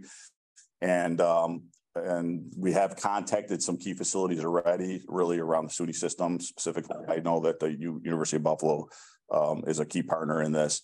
And the milestones are here. What we're trying to do is, on or before January 31st, have the first report to the governor of the legislature and the public on what these plans are going to be, and then complete those plans by the January of 26. So with that, I just want to let you know that's underway. It's part of the legislation, and we're moving forward with that with our commercial operations team. And that, I think, concludes my report. Great, Joe. Any other questions, thoughts for Joe? Why the lights are on everywhere they should be? They should be. We're getting ready for winter, and we're taking, like I said, we're taking advantage of this right now to take care of all that maintenance. And what's your intel on winter? I'm getting conflicting reports. Heard the Farmer's Almanac said it was gonna be a rough winter. Read something that said El Nino is supposed to be a mild winter. What's the internal prognostic? Every week our operations team, actually the entire enterprise, gets together on Monday mornings and at 11 we talk about resilience and all those different things. And that actual topic just came up where it's those mild winters that are predicated by this type of El Nino don't always mean, as a matter of fact, some of our worst polar vortices have been in those mild winters. So right. The flood. So we're ready for anything. We're preparing. So you never know what you're going to get. So, okay. All right. Thanks, Joe. Thank you. Well done. Adam, we had a good finance discussion last week. Finance committee have a report coming up shortly, but you're going to recap some of the highlights and look ahead to what we can expect for the full year of 2023. Yes, thank you, Chairman. Good morning, trustees, NYPA staff, Canal staff, members of the public. Yes, as you said, Chairman, we had a nice discussion last week about where we were year to date and looking into the end of the year. We had only through July last week, so now we have through August sort of baked in here. August was also a very good month. We had a $6 million net income budget target. We did 8 million. So we, again, tracking ahead, continue to track ahead. You know, as Justin said, energy prices have been a little bit lower, but between the hedging program, capacity prices, auxiliary services, we've managed to close that gap in many ways and offset those energy price decreases. Expenses are running close to budget and continue to earn more on other non-operating income and lower expenses. The next chart is the forecast for the full year. Again, the same trends holding, no real change to the end of the year forecast at this time, but still exceeding the target plan, which is a good thing.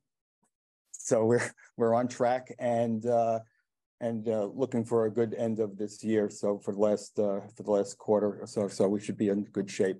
Also exceeding our interest income from our projections, including all that zero interest income we're making on those loans.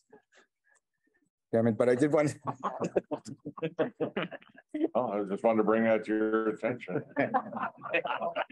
So I wanted to clarify that. So that's overnight. And he wants it on the record. Yeah. So what I was saying is it is and it isn't.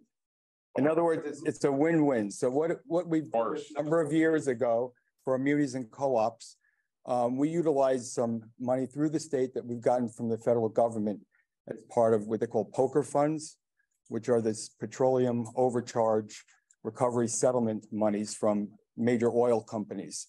So we're able to use those funds in different ways for energy efficiency programs or for clean energy programs. So we took those funds and used it to subsidize the interest rate on loans to our munis and co-ops. So we get paid the interest from those funds. They get a zero interest loan. We're getting paid. They're getting a nice loan. So everybody wins. Just wanted to make sure you understand. We weren't leaving any money on the table. Big bad oil companies are keeping us whole. All right. I like to hear that. Right. From the big oil company. All right. Next slide, since. Before you leave this slide, in your mind, here we're sitting in September, between your upside case of $132 million of net income versus your low case, as you do sensitivity analysis, what's the big buckets? What's the big components between? Is it all energy prices as you think about it between here and yes, end of year? Yeah, so see where we finish in terms of things like weather. Yes. You know, warmer days are better than, you know, cooler days this time of year. And then, and really there's not many things out there that's going to be too much on a surprise. Like I said, the The pension expense, we sort of nailed down, so we know what that is now, and it was higher than obviously we were planning for, but at least we've got it in the forecast. So there's not a lot of things that are going to happen that's going to sort of throw us off target at this point that we see. Yeah, I think the thing I'd emphasize there, Louis, when you look at, got a $3 billion top line and we're plus or minus $6 million there. We're really tight. Yeah, it's, you know, it's so at this point, the potential variability, the impacts are fairly limited, you know, within the context of our overall picture. And this one, you told us last week, you feel as though things have stabilized a bit, certainly from, you know, what we experienced for the first half of the year. Yes, absolutely. I'm trying to get ahead of next year as well. So we're putting all the hedges in place now so that we can, you know, lock in pricing and have a good estimate for the next year's budget plan forecast. And we'll be speaking with everybody in the coming weeks about, as our budget plan develops and going through, you know, where we're putting our money and allocating our resources towards our strategic goal and vision. Which is what I was just going to ask you, because we're leaning into budget and all the rest of that. So yeah, how that carries forward in your forward-looking view into 24. Yep. So, okay. All signs of positive here. And I figured since we were talking about canals, just a quick update on the canals, where they are to date and where they are for year-end projection. Again, you know, really just operating towards the target, coming in a little bit below. Some of that was, we got some favorable treatment in terms of the lift bridge work we were doing actually was really capital work. So we're able to make that capital, so it reduced what was planned as an operating expense. So other than that, everything's kind of running to target. So on target there. And I think that makes Rebecca's slide earlier in terms of the economic multiplier and the economic impact all the more significant. I mean, for us, this is operating cost. That said, we're investing in the region. So the 400+ million that she referenced in terms of indirect economic impact that's, you know, generated off our significant investment. Make sure we keep all that in context, because canals itself obviously aren't and realistically can't be a significant direct revenue generator. Right, but the revenues that are generated from that economic activity, you know, does go to the benefit of the state. Right. They do see some of those benefits. And all the rest of that, so. Yep. So here's just, you know, chart of the major projects, some of that you heard about today through our EPMO group. We track these on a regular basis. We'll provide this as an ongoing update in your materials, just to give you a sense of these projects, where they are on terms of time, budget, key milestone dates, et cetera. So this way, you know, on a regular basis, now that you've been exposed and seeing it, we can show you an update as we go every month or towards our reports in terms of how we're doing. As I looked at these materials, I think there's a little over 300 million in total projects here. Give me some context. That's an aggregate of what? So it's an aggregate of, it's a combination. These are multi-year. These are the bigger projects. So there's a lot of small projects, but these are the bigger projects, and some are from the canals, what I call direct capital programs, and then some of the reimagined. So you'll see RTC here, meaning reimagine the canal. So we have a little bit of both in there. So, but you know, so these are the bigger projects. So we're just tracking the top ones for your benefit here. Okay. So we've got 1, 2, 3, 4, 5 reimagined projects underway. Yep. Okay. So a combination of reimagine and ongoing capital. And so we heard yesterday, David said it was 30 million to rehab block 32. My number, I think you threw out 24 as a real-time cost, and so I'm rounding it up. 30 million.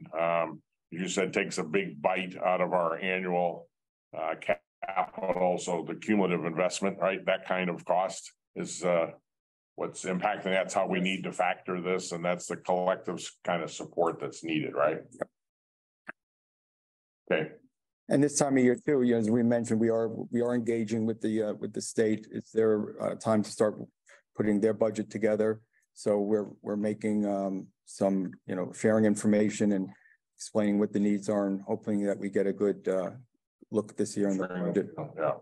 And Adam, just on one of the big investments, and I know you and your team were fantastic at this, for something like the tugboat replacement program, are there funds in the infrastructure bill that can help us offset some of the cost of something like this? I don't know. I'm just asking. Yeah, I mean, we look for all areas where we can offset, funds for that. And there are some places, I don't know about the tugboats today, but where we can, we are trying to find ways to, there's some hazard mitigation money we've been able to go for.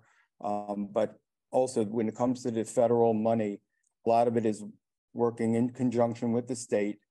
And so that we don't have too many agencies fighting over the same amount of money. So at the end of the day, to them, it's somewhat a zero-sum game. So they'll figure out what the needs are and what pots to take the money out of and figure out how to make that money go and spread around as many agencies as possible. So it's a lot of coordination as well. We have, bi-weekly calls with a lot of the agencies and the state that Chamber does coordinate about what everybody's doing on grant program funding. Well, I just want to compliment you and your team. I know you guys are very aggressive in ensuring that you're at the state's table to ensure that it gets its more than its fair share. Thank you. We'll keep fighting. The other issue I wanted to bring up, and today is the our supplier diversity program as it relates to the work that we're doing here around the canals. And what I would do is want to bring up Alyson, who will start supplier diversity program manager, to talk about some of the initiatives we've been able to do in this region and around these areas, and has a video as well, multimedia, to show some of the successes. But we've been very successful here. We're very proud of the work that John Canal has overseen and Alyson and her team have been able to put together. Alyson, come on up. Thank you very much, Anna. Yes, totally stealing a little play off of Joe and doing some multimedia here as well. So good morning, everyone. Thank you very much, CEO and President Justin Driscoll, Mr. Chairman, trustees, and of course, NYPA leadership. Thank you for giving me the opportunity to talk about our supplier diversity programs and highlight the business readiness that we have achieved throughout these programs. I certainly would also like to thank SUNY Brockport and the city of Brockport for hosting us and welcoming us here today. Due to the board's vision of 2030 last year, our team launched 3 business readiness programs to assist firms at various maturity levels in reaching their potential for capacities and capability building to perform on government contracts. By leveraging our experience, resources, purchasing power, participants have gained a greater understanding of business opportunities to support the New York State canals, as well as the transformative energy sector. Our programs broaden awareness and allow us to increase the pipeline of diverse suppliers across our supply chain, also while meeting our New York State supplier diversity goals. We're investing our time and our effort to build a sustainable, comprehensive, and diverse supply chain by training a resilient group of business entrepreneurs for the work that lies ahead of us. This will help us reduce the barriers for the entrepreneurs and create an equitable and level playing field for diverse and local businesses to access and participate on our contract opportunities. We currently have 3 programs in place. Our Mentor Protege program. That program is designed to create a mutual beneficial relationship between a prime contractor, who we consider the mentor, and a diverse supplier, who is the protege. They work on business development, technical assistance, and the goal there is to create and bring them to the next level so that they can become the prime contractor. The next program we launched was our surety training program. What we did there was offer educational learning and one-on-one technical support to eliminate those barriers that those diverse and local suppliers often have when reaching for capital. That way, we help them to obtain surety bonds in order to work on NYPA and Canal's projects for construction and make sure they have the criteria necessary to obtain those. The Small and Local Business Capacity Building Program engages local entrepreneurs near our sites at the early stages of business guidance. We give them strategy, support, and general business support. We also help them with certification if they are eligible in order to assist them in obtaining those contracts. All of the programs run about 7.5 to 1 year, depending on what program they're in. I'm happy to report that in 2022, we assisted over 130 small and diverse business suppliers across the state that are and have supported NYPA canals and procurement projects already. We are equally excited to say that we just recently launched our second cohort of each of those programs as well. Today, you're going to see some testimonies from some of our recent participants / graduates. One of them is LJ Fisher from Tomboy Adventures. She is an On the Canals, Reimagine the Canals participant. She's in Fairport, New York, women-owned business. We also are going to hear from Thomas Gil-Martin. He is from Enchorus Group out of Buffalo, New York, a service-disabled veteran-owned business. And Shawnee Davis of Luminary Electric, Syracuse, New York. She is a minority and women-owned business. So if we could cue up that video, please.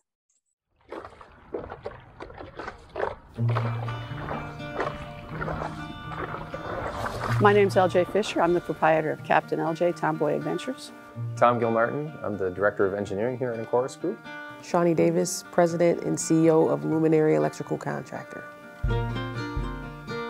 I run a kayaking excursion service out of the marina here. I'm part of the On the Canals program, and my contract provides free outings for folks, and they get to come out and experience things along the canal.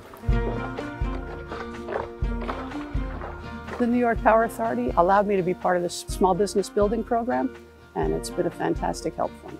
I had some trepidation at first. I thought, oh, business course, what's that going to be like? And I'm pleased to tell you I was completely wrong. It was a fantastic course. Sometimes you don't know what you don't know, and it really helped me in that way. This makes me feel better about the future of my business and how I can run it more efficiently and more strategically. Enchorus is a company that does engineering design. So we're designing structures, buildings, utilities, power lines, infrastructure, water pipes, all these kinds of things that feed buildings. We love working with New York Power Authority. The scale that they have in New York, the history that they have in New York. I mean, our connection here in Buffalo to the Niagara Falls power plant, Robert Moses plant up there is direct. I was there as a child seeing that place, and now here I am working on it. It's really cool to be a part of that. By feeding into these programs, we get an opportunity to meet with other bigger contractors to bid on bigger and bigger projects, which leads to our company growing and increasing. We can hire more people and keep people employed in New York. She studied at Syracuse University. Her dad introduced her to electrical work. He was an electrician. She joined the IBW, International Brotherhood of Electrical Workers, completed her apprenticeship, was the first Black woman in the city to become a master electrician. Now she owns her own electrical business. Luminary is a commercial industrial electrical contractor, and we perform installation, service, anything pertaining to electrical from low voltage to 480 volts. I've learned so much more in this program than any other program out there, and it's not a waste of your time. As CEOs, we don't have time to waste. We need to take a program that is going to help us. And it's also gotten me to the point where it's helping me grow and scale. And that's the point that you want to get to, right? You want to be able to grow and scale. I want to be a full-fledged, not a small business. I want to grow this business to pass it on to generations after me to continue on. Very prideful when I see this. I will tell you, you've only heard from a few of these participants, but I could probably parade a number of different ones up here who have the same and similar experience and are certainly ready to work on our projects. Next month, you will hear from Eric Alemany. He is our Senior Director of Supplier Relationship Management. He'll be at the October governance meeting to give you a further update on DE&I efforts and what we're looking to accomplish in the future. But on behalf of Strategic Supply Management, led by Adam Barsky and John Canale, our supplier diversity team led by our director, William Choi, I just want to thank you for your commitment to our DE&I foundational pillar. And I'm certainly open and available to talk about any of the programs. I welcome any strategies that you may have.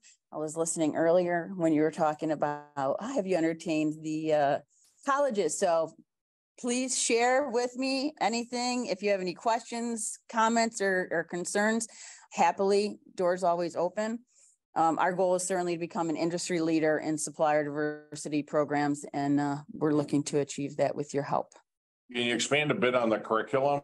I mean, who delivers it? Is that? So we work with a couple of different consultants, and I'm there as well. We do, each program has a different base.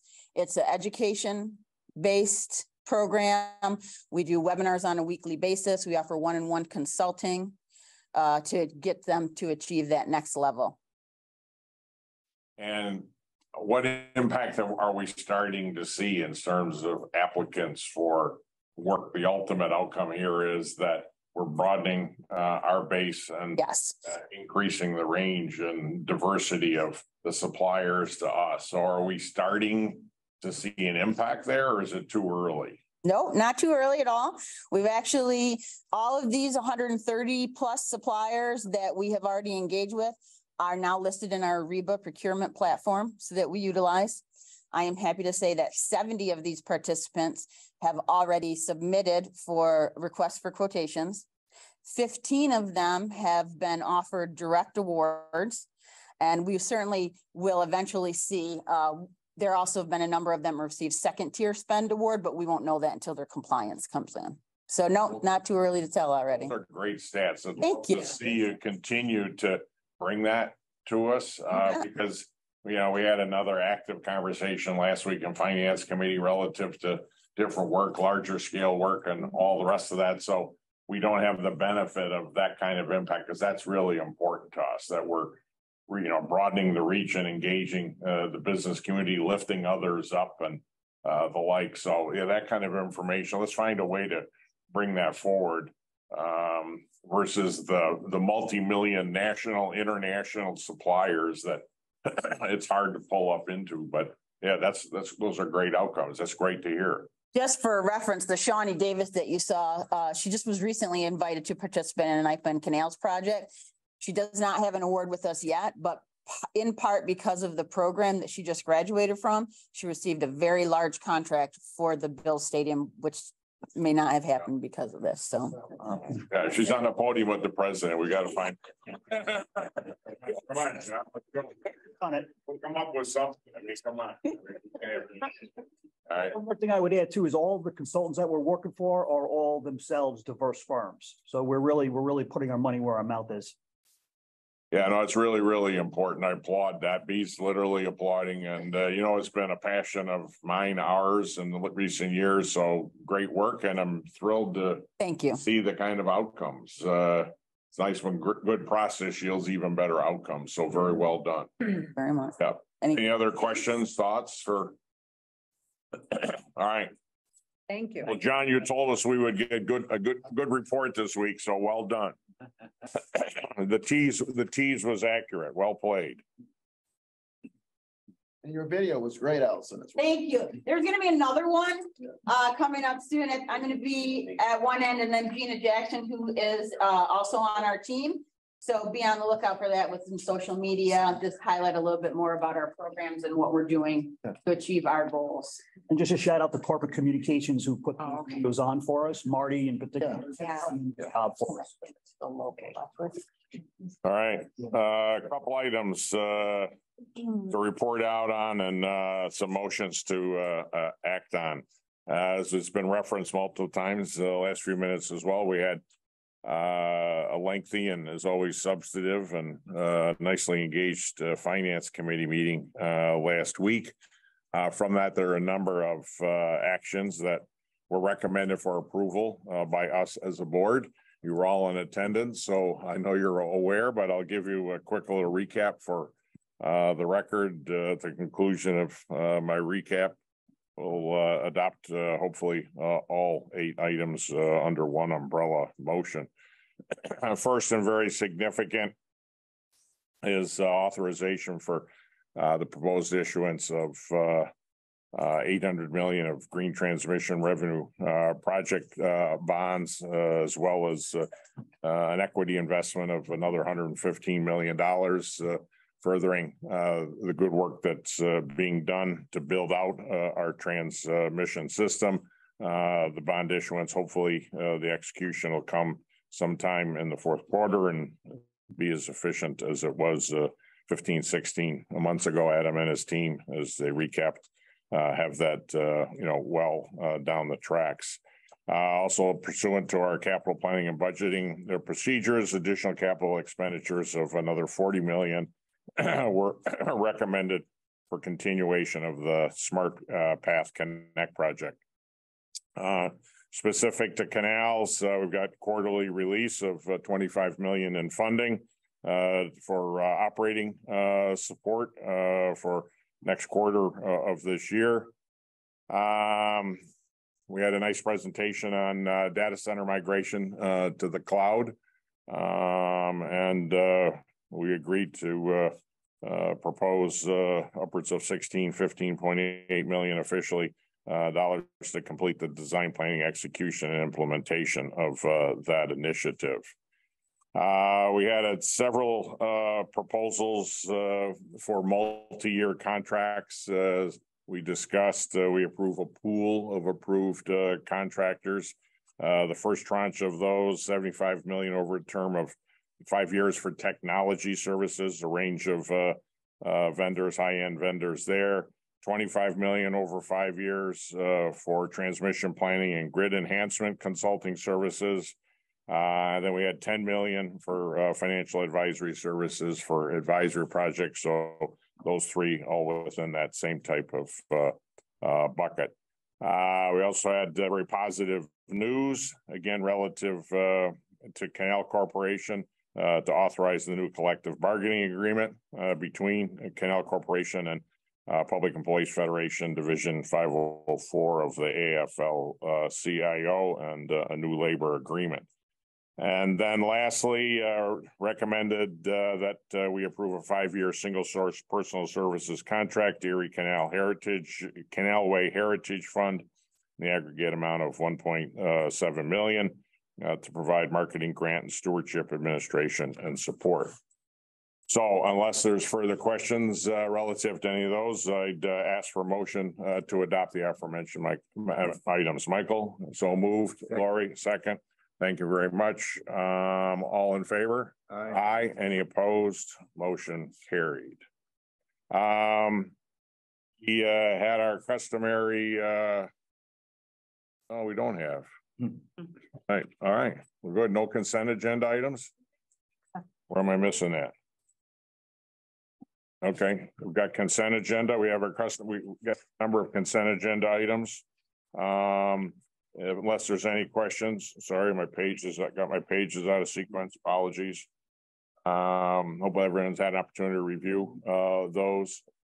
Unless there's any questions, I ask for a motion to approve the consent agenda item as presented. Thank you, Dennis. Second for B. All in favor? Aye. Any opposed? Motion carried. Before we close, a very important recognition. Rebecca, you're back front and center. Brian's coming with you.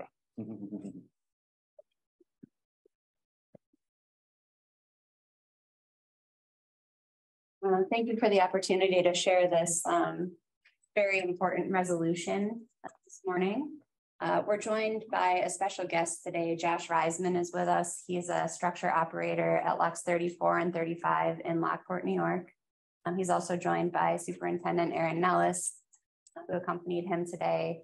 I won't read the entire list of whereases, which I think, having gotten to know Josh a little bit just before this meeting, will be a relief to you probably. And thank you for joining us for the whole morning. I know that took you away from other things, and we appreciate that you got to spend. But Josh, John, Rebecca, if you would stand up, go ahead. So on June 12th, 2023, just a few months ago, a boat capsized in the Lockport Cave, an underground boat ride in Lockport, New York. It was a tragic event that caused the loss of one life and injured others. And during that event, Josh really demonstrated the values of Canal Corporation and the New York Power Authority. You know, when our adrenaline kicks in, some of us freeze and some of us just let that adrenaline take over and they take action and they help out.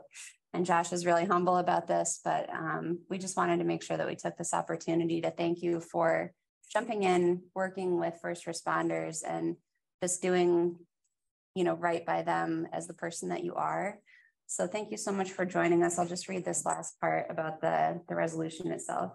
Now, therefore, be it resolved that the Board of Trustees for the Power Authority and the Canal Corporation of the State of New York offer their respect and admiration to Josh Reisman for his heroic deeds that day. So Josh, thank you for jumping to action. And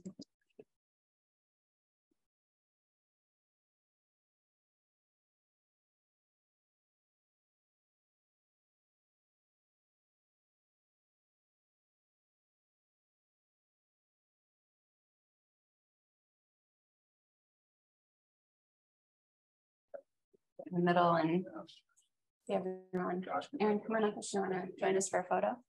Where do you want us?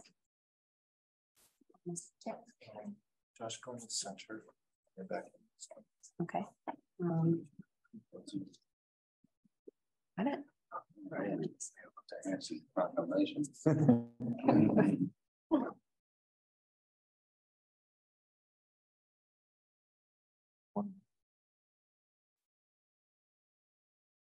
That was true.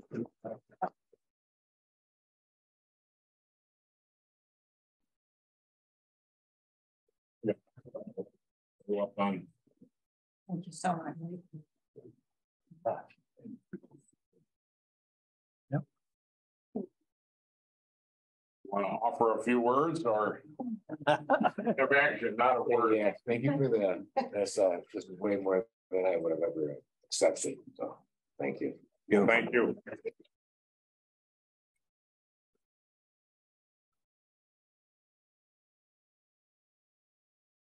And on that very upbeat note, somber and difficult event, but thanks so much, Rebecca and Josh, for distinguishing Canals and NYPA one more time. Unless there's any other matters that come before us, I'm pleased to bring this wonderful and enjoyable 24-hour experience to a close. Our next meeting, middle of December 12th, officially back in wonderful White Plains. Thank you, everyone, for coming. Thank you, everyone, for joining us. Thank you again to SUNY Brockport for hosting us, and hopefully you've enjoyed your stay. And with that, I'd ask for a motion to adjourn. Cecily, thank you. Dennis, second. All in favor? Aye. Aye. Motion carried. Meeting adjourned. Thanks a lot, everyone. Great job.